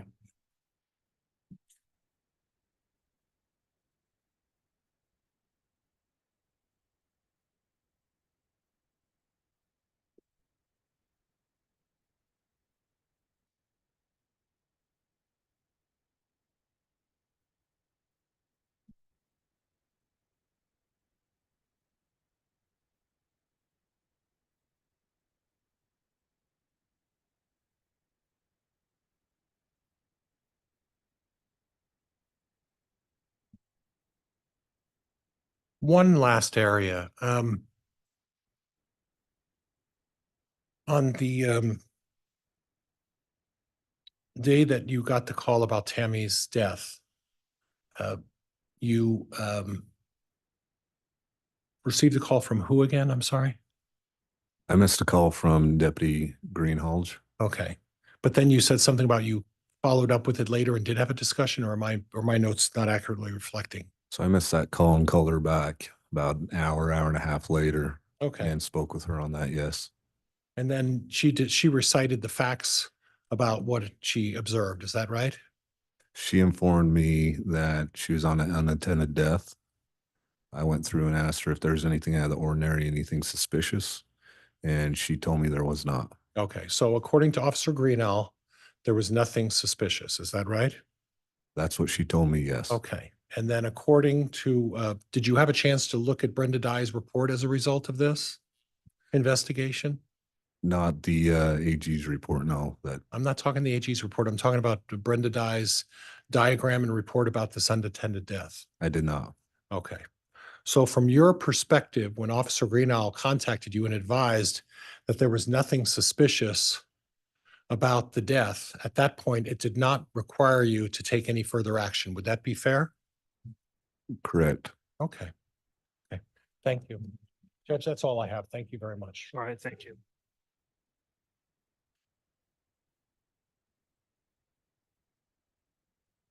Oh, you're right. Oh, my goodness.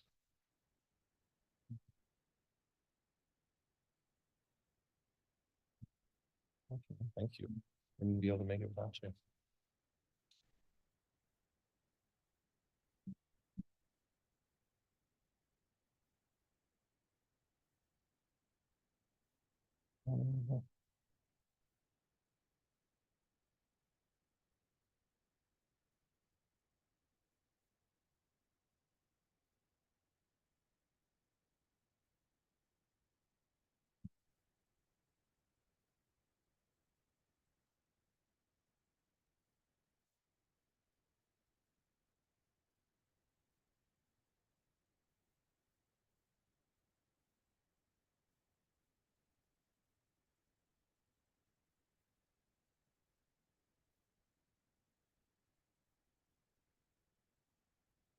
All right, redirect. Thank you, Your Honor.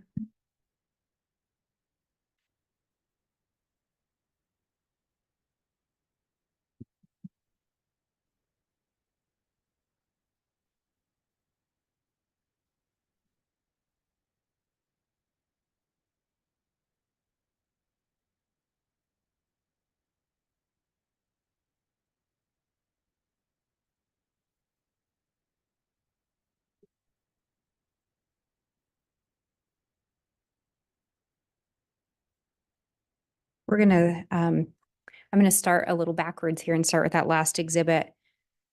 You were shown some emails that you reviewed in the last exhibit by defense counsel. And there was some indication in there about people being light and dark. Do you recall that? Yes. Through your investigation, did you learn who it was that would label people as light or dark? Chad Daybell. You were also shown an email about Chad needing to do some work on Mark's camera. Do you recall that? Yes. And the indication was Chad was the one that had to do that work, correct? Yes.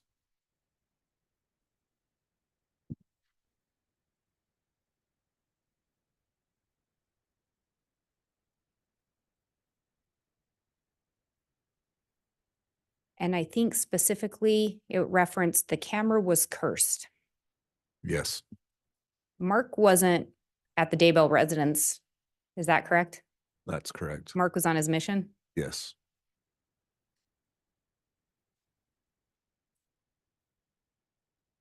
It was brought up that Chad had labeled some 12-year-olds as dark. Do you recall that? Yes. You were asked if those kids are still alive to the best of your knowledge. Are they? The best of my knowledge, yes. I hope so. Were those Lori's minor children? No. Were they obstacles to Chad and Lori being together? No.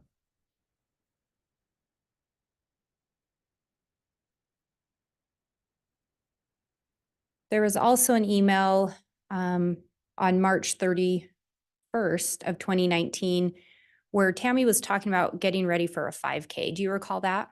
Yes. Did that indicate to you that Tammy was active? It's hard to say. Active. Working out, you do different things, right? And trying to stay in shape, you do different things. Some people may run to stay in shape. Some people may go lift weights to stay in shape. So that may just have been something different she wanted to try. Did it indicate to you that Tammy had a desire to at least do something to be active? Yes.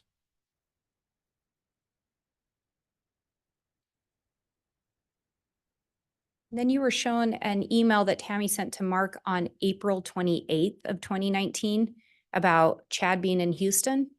Yes. And can you remind us what the significance of that was? The significance with that was we have information that Chad had gone there with Lori. And her emailing Mark saying that Chad's in Houston just kind of confirmed that. And later on in that same email, we see Tammy say, I haven't slept well since Dad has been gone. Do you recall that? Yes. So Tammy indicated she wasn't sleeping well and Chad was in Houston with Lori. Yes.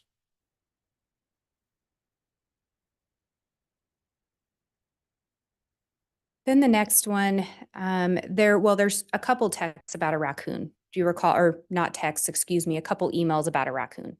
Yes. And the first one is on June 30th of 2019, correct?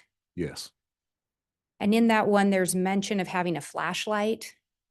Yes. Did it appear that the raccoon was shot at night? Yes. Then we see another email on July 7th of 2019 with a image of a raccoon in a trap, correct? Yes.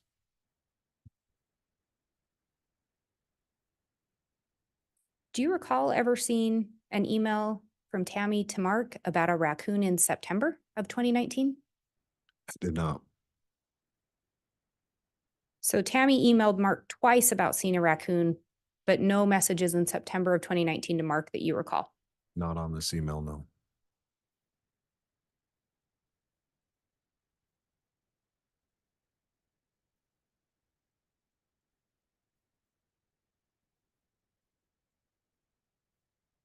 Then you were asked about the message from Tammy to Mark on August 4th of 2019 about Chad being in Arizona. Do you recall that? Yes. And in the message, Tammy indicates that Chad is at a girls' camp. Yes. Was he at a girls' camp? He was at a conference, I believe, at Melanie's or correction, Lori's house. So again, he was with Lori on August 4th of 2019. Yes. Do you recall when Charles Vallow was killed? July 11th, 2019.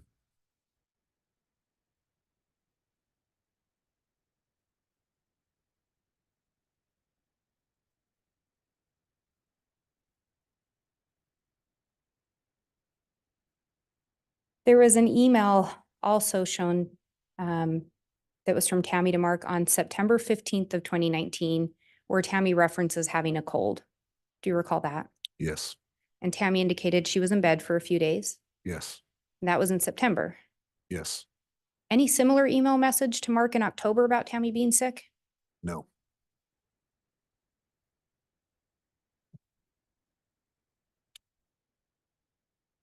Then you're asked about some messages on October 6th, one from Ron Douglas to Mark and one from Tammy to Mark about Tammy visiting Springville, Utah. Do you recall those?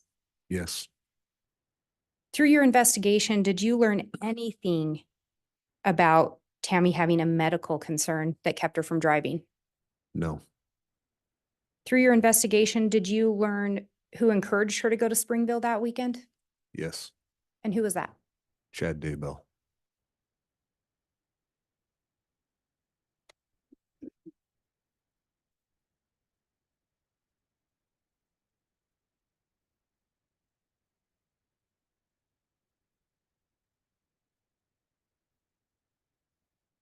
And circling back,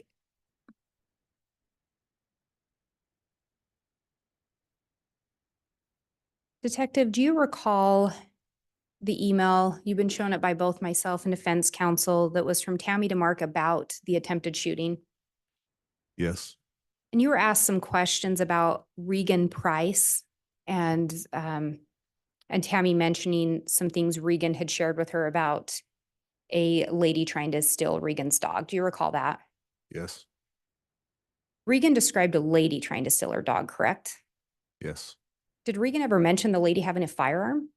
no, Did Regan ever mention the lady being dressed all in black? no, You were asked quite a bit about the Daybell's driveway. How many driveways are at the Daybell residence? 2, And you were asked about a longer driveway. Would you consider that the front or back driveway or side driveway? the back driveway is a very longer driveway compared to the front driveway. And Your Honor, I'm going to ask to be handed States Exhibit 291. Very well.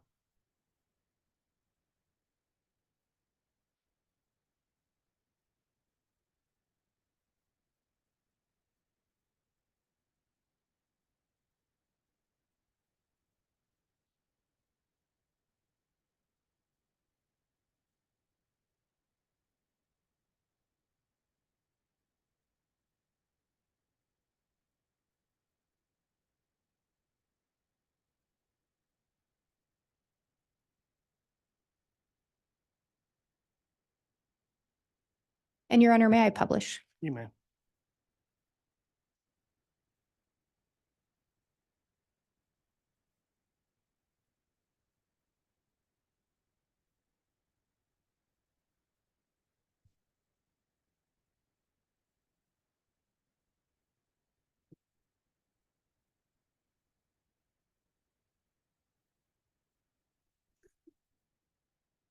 And we've looked at this exhibit a couple times, but in that second paragraph, can you see which driveway Tammy came into that day?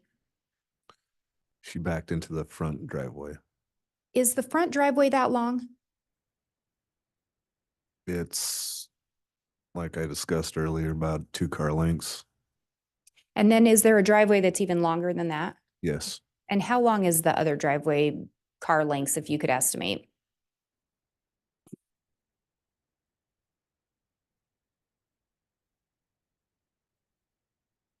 probably about 4 or 5. So quite a bit longer. Yes,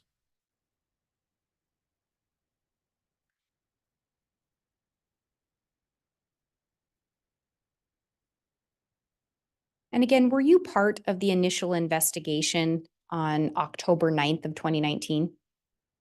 I was not.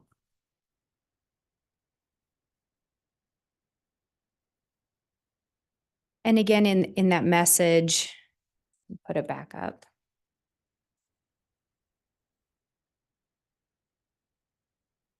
In that second paragraph, do you see an indication of what time of day this occurred? 9:15. And that would be referring to PM. Yes, that's when the call came in around that time. And again, you're from the Fremont County area. Correct?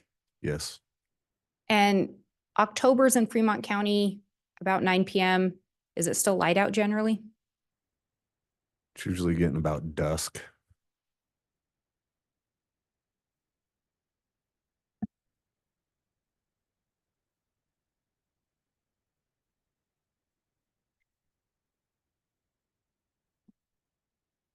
Do you recall reviewing? Let me back up. Would it surprise you to learn that there was no report by Deputy Cannon where he referenced having searched for paintball guns with Tammy Daybell? Would it surprise me that there was no search with that? That there was no Google search done for paintball guns? Overruled. No.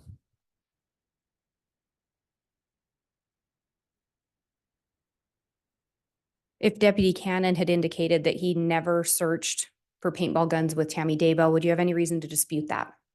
No.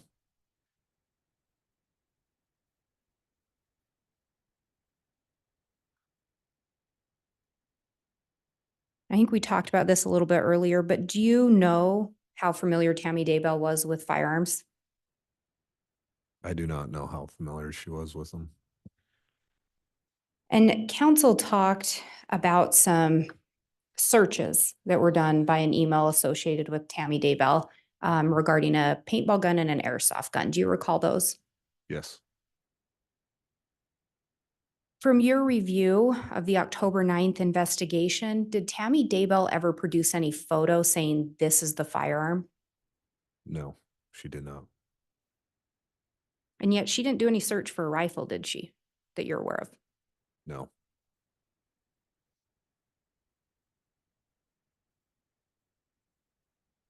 Are there various type of paintball guns in your experience? Yes. Your Honor, I'm going to ask to have the witness shown States Exhibit 282. And Judge, I believe this is the image that we stipulated to council. Is that correct?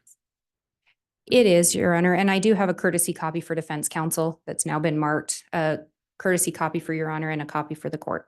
All right, thank you, counsel. Thank you.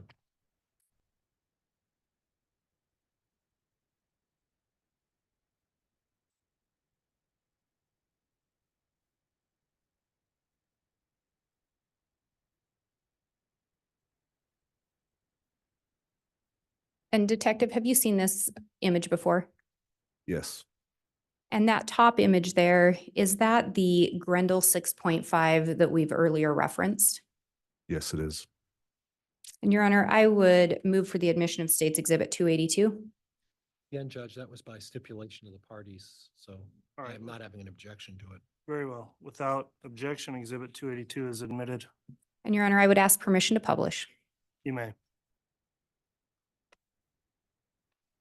And Detective Counsel showed you an image of one type of paintball gun. Do you recall that? Yes. And that is just one type? Yes. And you'd indicated that they make paintball guns that look similar to an assault rifle. Yes.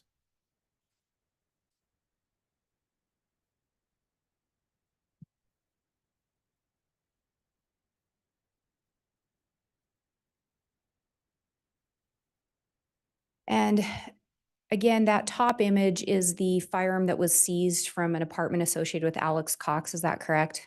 Yes. And the bottom one, it's marked example. To be clear, this firearm was never located. Is that correct? That is correct. This was not located. Can you tell us what we're seeing in that bottom photo? So this bottom photo right here is a Tipman paintball gun with the Tipman. Yeah. On the top is a hopper. On the back has a collapsible stock. And then your barrel.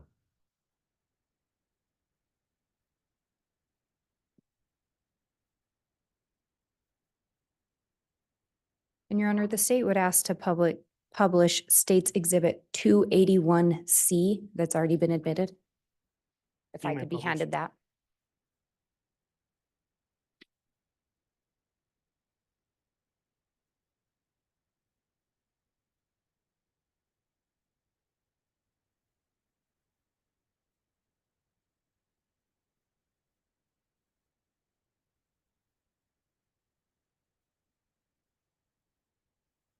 And Detective, this is a close-up, again, of the front part of that Grendel 6.5, is that correct?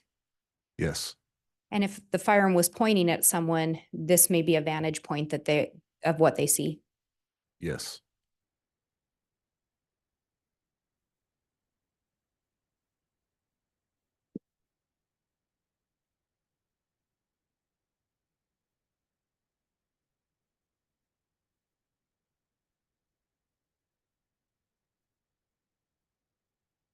And Detective, again, Alex was in the area of the Daybell residence earlier in the day on October 9th, is that correct? yes, And then he was also in the area about 2.6 miles away the night before Tammy was pronounced dead, is that correct? yes.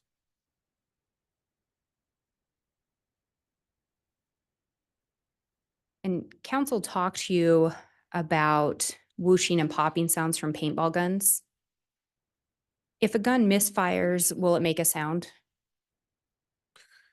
It depends what kind of misfire or jam it may have. Are there various sounds that could, would the sound of a AR be muffled or different if it had a silencer on it? Yes,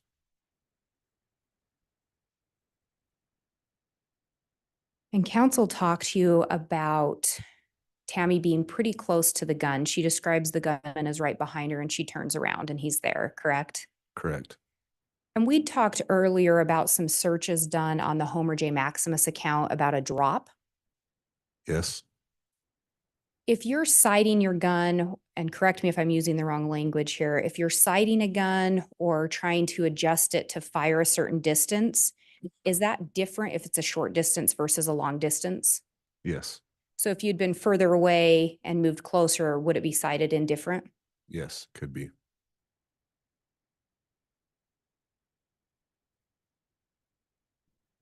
And counsel talked to you about a bipolar teenager mentioned in the email from Tammy to Mark, correct? Yes, Again, from your review of October 9th, were there any reports of a bipolar teenager pointing a paintball gun at anyone? no, not that I'm aware of. Any reports of someone other than Tammy Daybell? Any reports of anyone else coming face to face with a masked gunman? No, not that I'm aware of.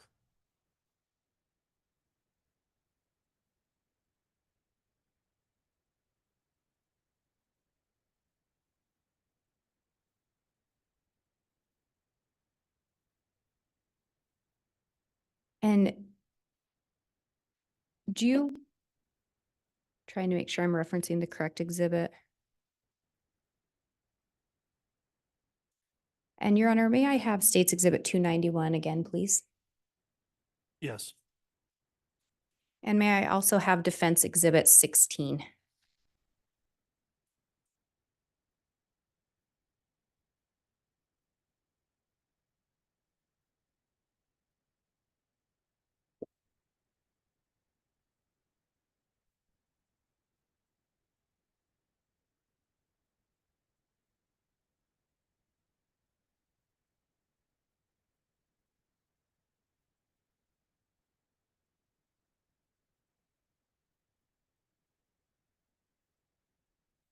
Yes, it is States Exhibit 291 and Defense Exhibit 16. And I guess while I'm at it, I forget the exhibit number, but the second call into dispatch by Tammy Daybell.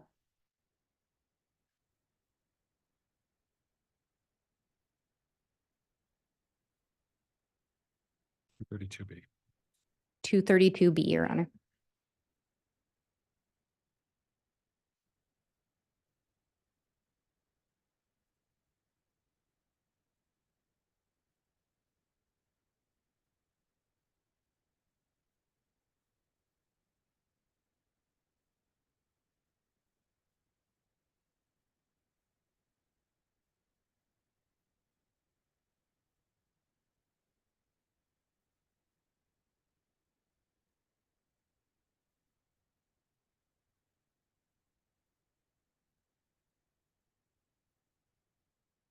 And Your Honor, may I have permission to publish Defense Exhibit 16? Yes.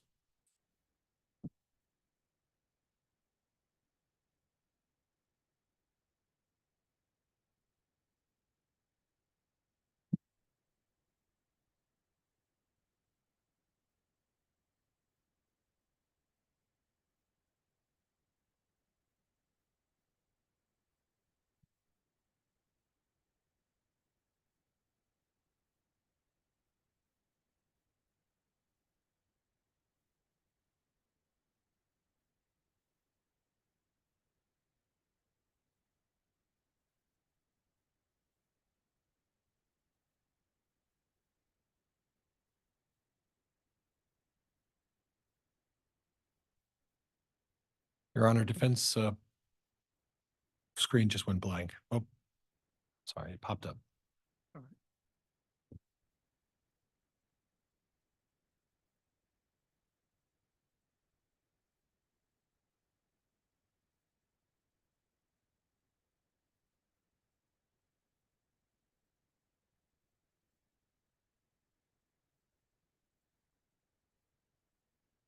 The HDM night does not like my computer.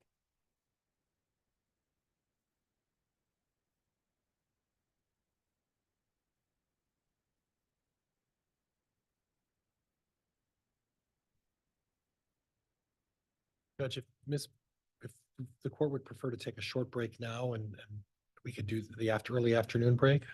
Well, I think we'll get this sorted out pretty quickly here.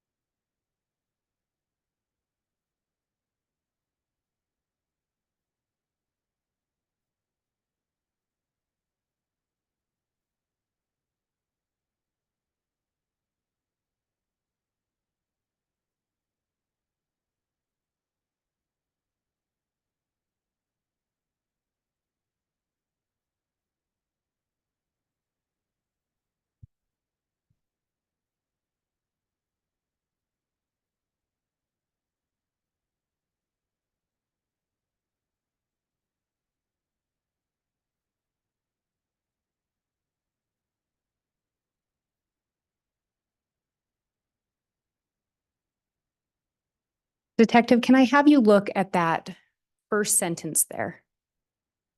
And can you read it into the record?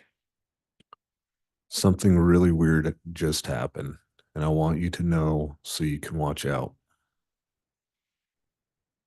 Tammy's sending this message out, telling people she wants them to watch out, correct? Yes.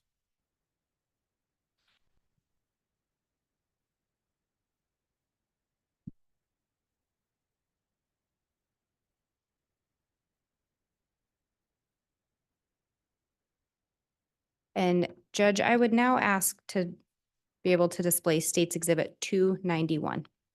You may.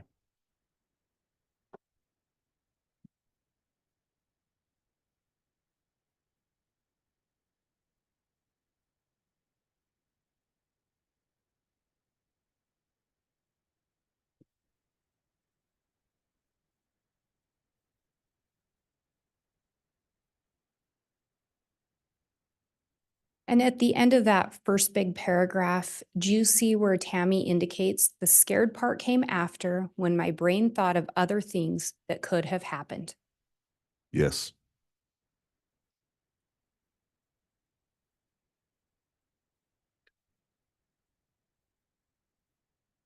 And on this one, do you see at the end of that full paragraph where she says, I didn't go to Zumba because I quite understandably did not want to be out after dark alone? Yes. Do those statements indicate someone that was scared by what just happened? Yes.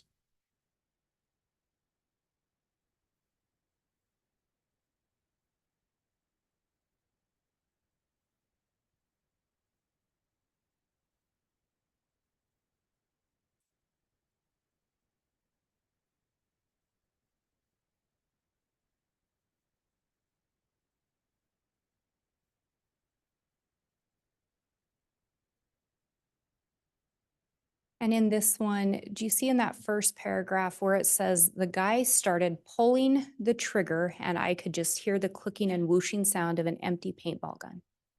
Yes. He was standing by the back of the car, just pulling the trigger while pointing the gun at me. Do you see that? Yes. Does this indicate more than someone just pointing a gun at someone? Yes, it does.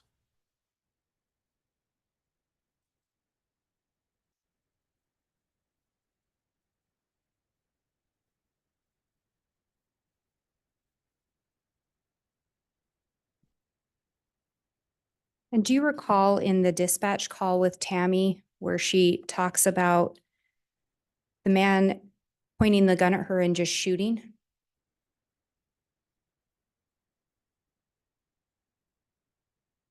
And we can listen to it again. Would that be helpful? Yeah, I don't recall that.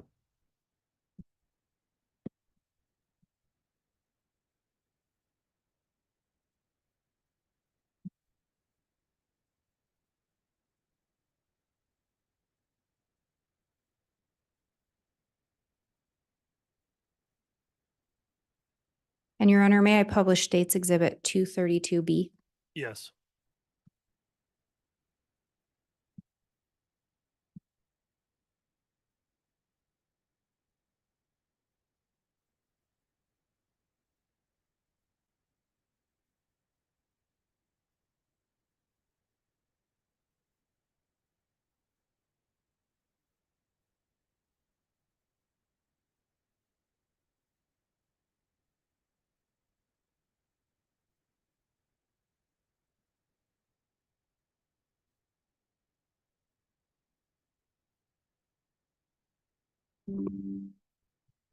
Forty-nine minutes, 20 seconds. It's pretty much County Sheriff's Office. Hi, I need to report something. Okay, go ahead. What's the address? Okay, at 202 North, 1900 East, the corner with the blinking yellow light on Salem Highway. Is it a suspicious person?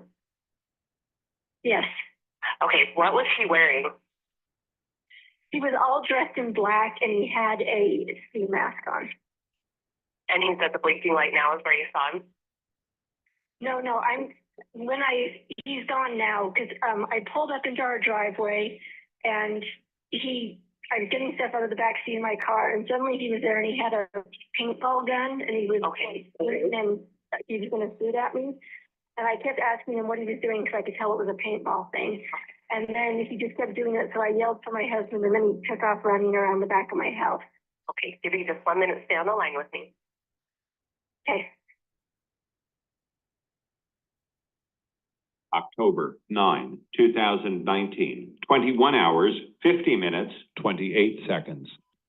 That was North 1900 East? Yes. Okay. October 9, 2019, 21 hours, 50 minutes, 43 seconds. Do you know what direction he was going? He went behind my house and it's so dark out there and I was in the house and got my husband and son.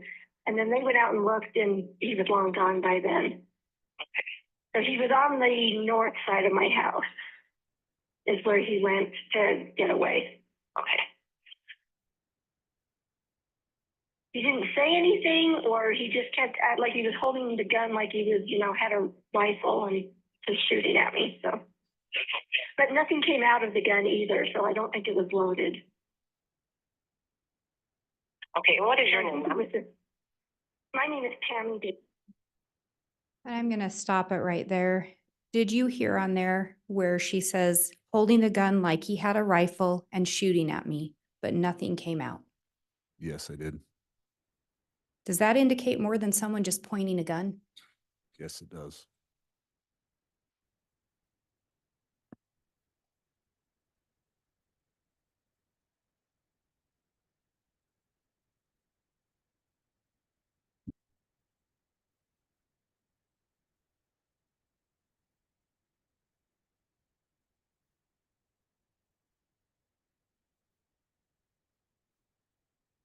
And counsel talked to you a little bit about some of those searches associated with Homer J Maximus. Do you recall that? Yes. And he talked to you about October being hunting season. Yes.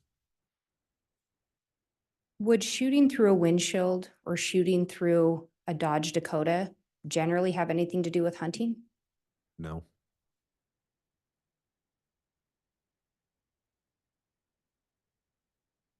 Through the investigation, did you become aware that Chad had deemed Alex to be Lori's protector?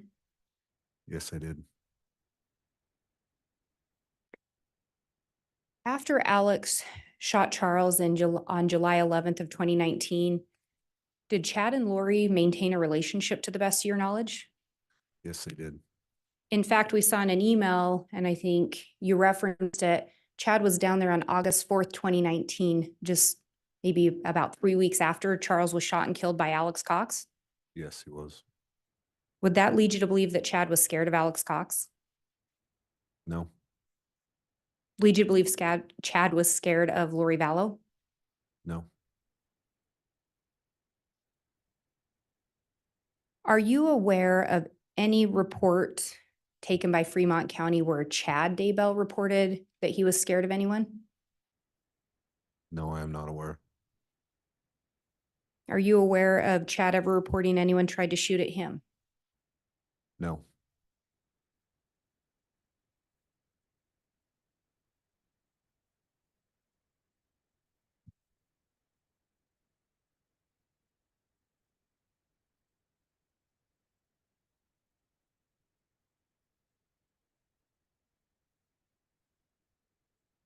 And again, through the investigation, what was the connection between Alex Cox and Tammy Daybell? Chad Daybell. I have no further questions. All right, thank you, Ms. Blake.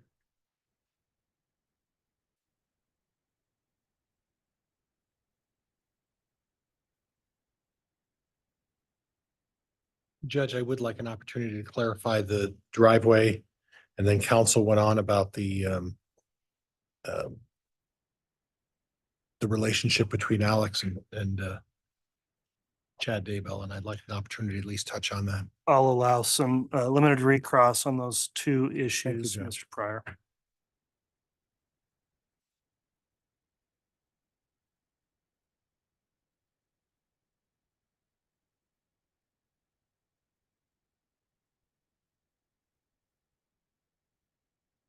Officer Counsel put up the Facebook posting by Tammy Daybell, and it describes the front driveway. Do you recall that?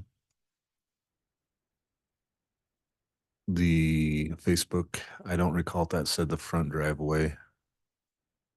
Judge, could I? No, in the email, sorry. That's okay. I'm gonna have to have permission to go get my computer, Judge, and bring up that. May I have permission to go back and get my computer? Yes.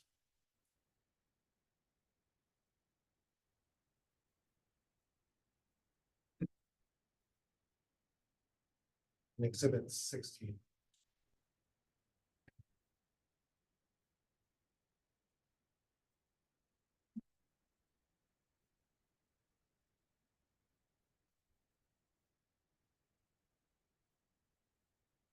Thank you.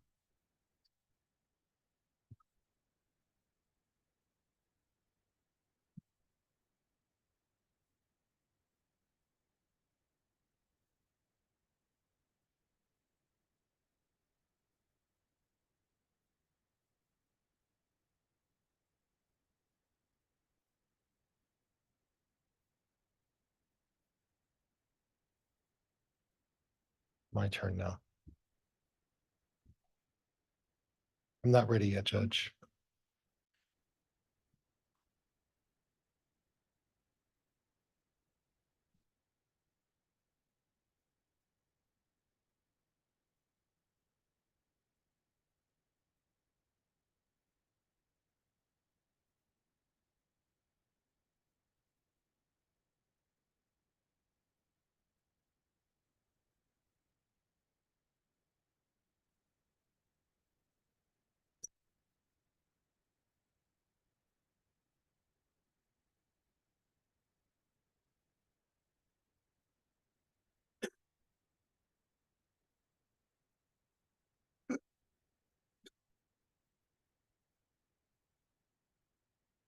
I think I'm ready now, Judge.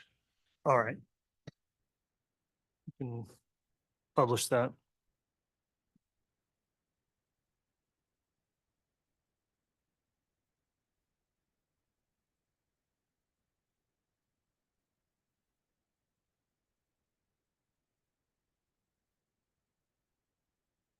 Okay, and I apologize. I can't get this to widen on me, Judge, but officer, can you read that if you look at your monitor? Yes, I can, and it does say the front driveway. Okay, and I'm sorry we had to go through that with all that time, but I wanted to make sure. And Judge, that's all I have for this. Okay, thank you.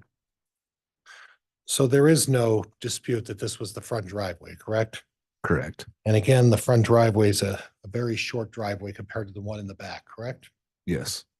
Okay, and further, the distance between the front of the house and where the car was backed up, that even shortens the distance even more, correct? Yes. And it would be unusual to use a rifle at such close range, correct? Yes. Yeah, that's not a weapon that you use at close range, correct? Usually not. Yeah. In fact, a rifle is typically used when we're talking about hunting. That's long range, which is consistent with Mr. Cox talking about 100 and 300-yard shots, right? Sometimes. And in your experience, if you're really trying to hurt somebody at close range, you would probably use a handgun or a shotgun, right? Well, I guess I misstated right there. Okay. Rifles can be used at close range, close Okay. quarter combats, Okay. SWAT stuff. So Okay. yes, they can be used. Okay. Now, the information you got about the Dodge Dakota, you recall that, right? Yes. And you talked about the fact that someone was talking about putting a bullet through the window of a Dodge Dakota. Yes. Someone trying to figure out what type of bullet it would take to pierce the side of a Dodge Dakota.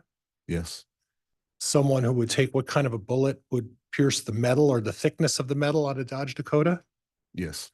So it would seem with Mr. Daybell owning a Dodge Dakota that it seems that at least the target was someone in the Daybell family. Would that be fair? That'd be fair to say, yes. Okay. And with the Homer J Maximus account, is there any indication that Chad was shared all of the information on Alex Cox's Homer J Maximus account? Objection, Your Honor, calls for speculation. Sustain. Do you have any information to suggest that Mr. Daybell had access to the Homer J Maximus account? No, I do not. Okay. So if Mr. Daybell didn't have access to the information in that account, do you have any other information that Mr. Daybell had knowledge that Alex Cox was looking for a way to shoot a Dodge Dakota that Mr. Daybell owned? No. Okay, nothing else, Judge. Thank you. All right, that will conclude then the testimony of Detective Kaya Kamanu. And he's testified twice now. Is he still, well, he's the case agent, so I don't know if he'll be recalled or not, but Detective, you can go ahead and step down from the witness stand. We'll make sure to retrieve exhibits. I'll have a brief sidebar with counsel to discuss scheduling for today, and we'll take our afternoon recess at this time.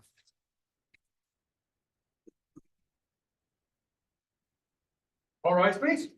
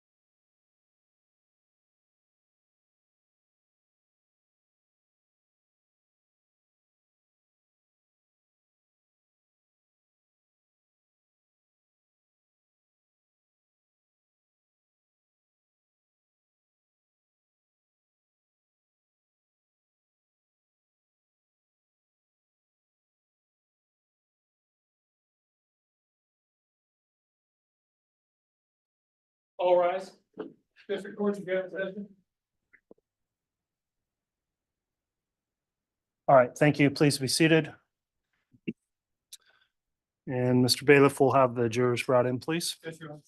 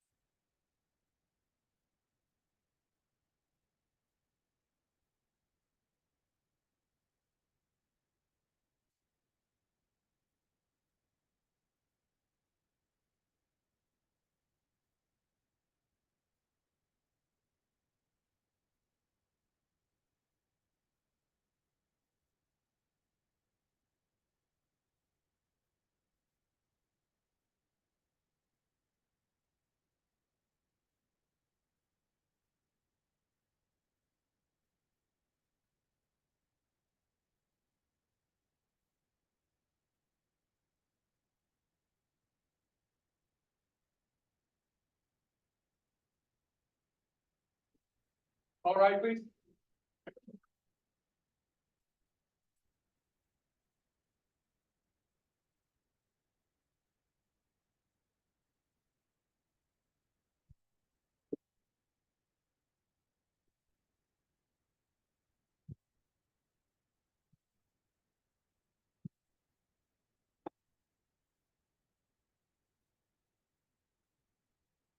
Freeze off President County for Your Honor. Thank you. Please be seated.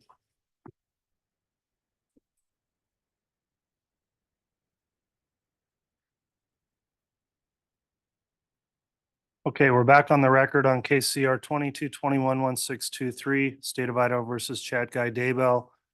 Continuing with the state's case in chief, is the state prepared to call another witness this afternoon? We are, Your Honor. Go ahead, Mr. Wixom. Thank you. We would call Spencer Cook.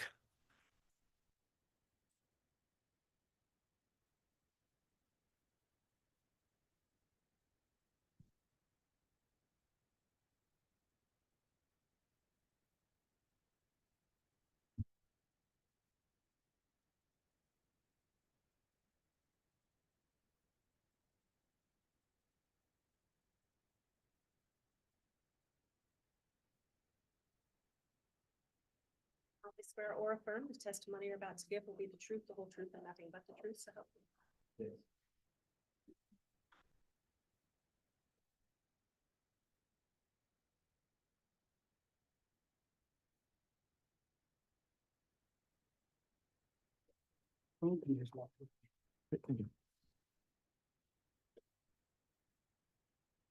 All right, now that the witness has been sworn, before we start with testimony, I'll just inquire, because the court has its exclusionary order. Mr. Cook, have you been viewing at all any of the testimony in this case on the court's live stream or otherwise in the trial since it started? No, All right, have you discussed with anyone else their testimony they've given in the case? no. Very well. With that, thank you for your confirmation of that. You can go ahead and inquire on direct, Mr. Wixom. Thank you, Your Honor. Sir, will you please state and spell your first and last name for the record? Spencer Cook, SPENCERCOOK. And Mr. Cook, what is it that you do for a living? I'm the technology director at the Sugar Salem School District. Is that the same school that Tammy Daybell worked at back in 2019? It is.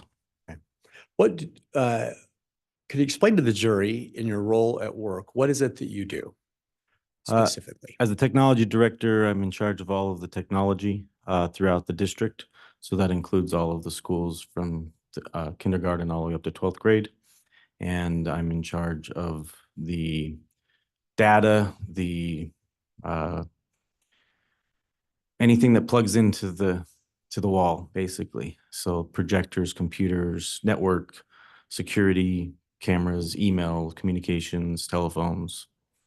Okay, thank you. And so you mentioned email. What do you have to do with respect to the email for the school?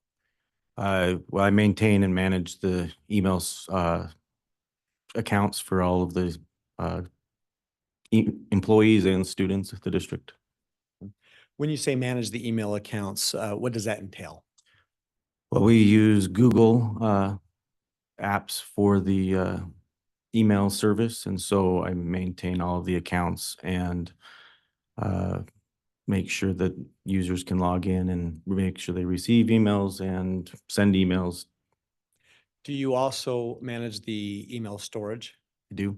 Could you explain to the jury what you do with the storage for the email system? Sure. So we have the front-facing email Gmail account, and the users log in and out that. That's a completely separate setup that they use. And then I have a archiving server that maintains all email communications in and out from all accounts that we maintain.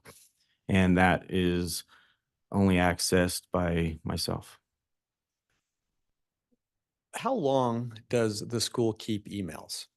We keep emails for 3 years.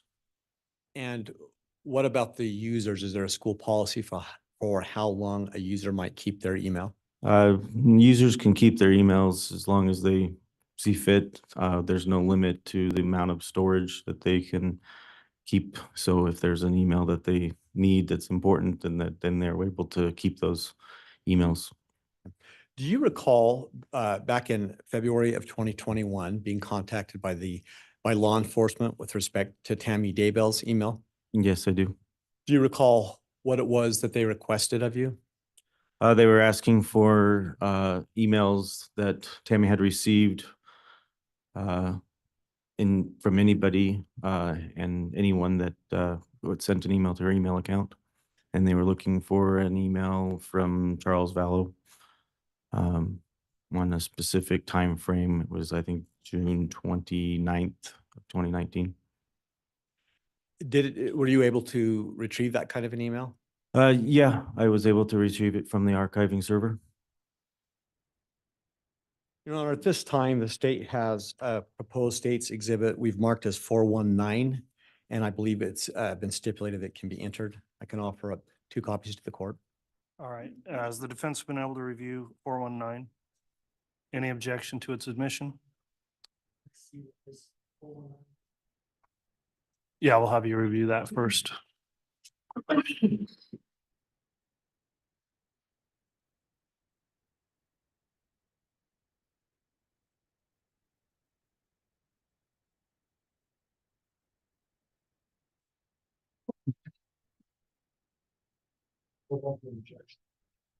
Okay, so exhibit 419 is admitted. Thank you, Your Honor. May I have permission to publish with the ILMO? Yeah, I'll have the bailiff give you the exhibit for publishing.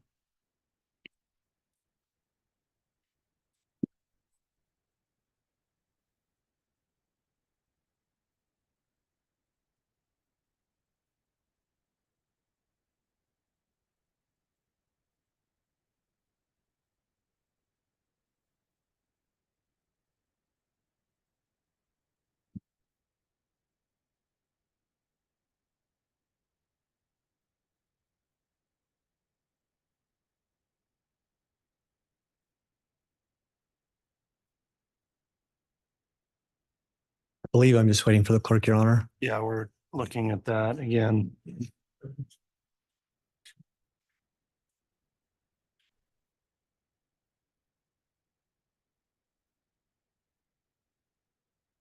Is that showing on the jurors monitors? Okay, there we go. Thank you.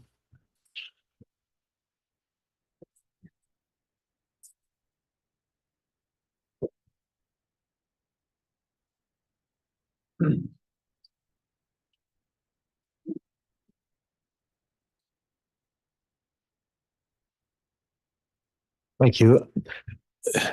Mr. Cook, I'd like to call your attention to just the first paragraph of this exhibit. If you want to go, can you see it on your I screen? see it on my screen, yes.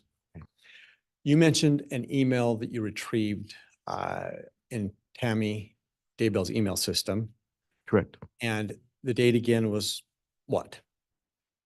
The June 29th. When the email was Yes. retrieved, yes. Yeah, I'd like to call your attention to the first paragraph. If you will, go down to where there's a quote in there with the content of the email. Do you see the quote marks where it says Tammy, my name? Yes, I do. Okay. Will you just read the first two full sentences of that, please? Sure. Tammy, my name is Charles Vallow. I have some vital and disturbing information regarding your husband and yes, yep. You bet. Tammy, my name is Charles Vallow. I have some vital and disturbing information regarding your husband and my wife, Lori. This is your work email, so I'll have to wait to send you the evidence. That is very disturbing. And can you explain to the jury which email address was this sent to? What was Tammy's email? Her email address was tdaybell@sugarsalem.com. And what address did this come from? It came from an email, charles.vallow@icloud.com.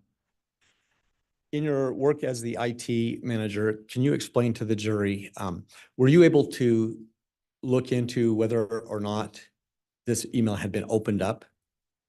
Yeah, we, in the interview with law enforcement, we went into her account and we were able to find the email that was in her deleted folder. And it was there opened, and the email had been the email address from Charles Value, the Charles Value at iCloud.com, had been put into the blocked category inside of Google. So any email that Lori would have, any email that Charles would have sent would have been blocked, any future emails. So they would not have been received. When you did your search of the email system, were there any other emails to or from Charles Vallow? No, there were not.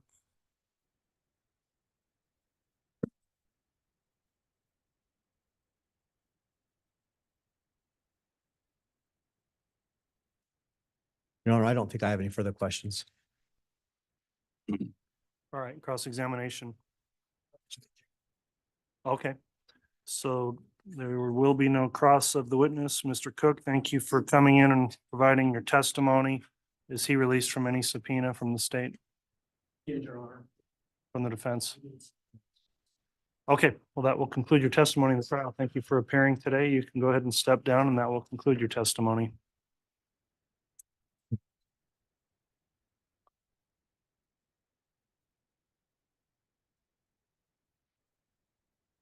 All right, ladies and gentlemen of the jury, it's 3 o'clock. I had discussed scheduling with counsel. They've got another, well, depending on who they call next, it's an inconvenient time to start with a next witness potentially. There's been a request that we conclude for the day. Let me just confirm from the state, is that still how the state's requesting we proceed? Yes, Your Honor. Thank you. All right, and I know the defense is fine with that as well. So that is going to conclude our trial evidence for today. We'll start again with trial tomorrow. And while the jurors are here, counsel, perhaps we can just give them some indication. Is there some request with your scheduling that tomorrow being Friday that we stop sooner than the mid-afternoon?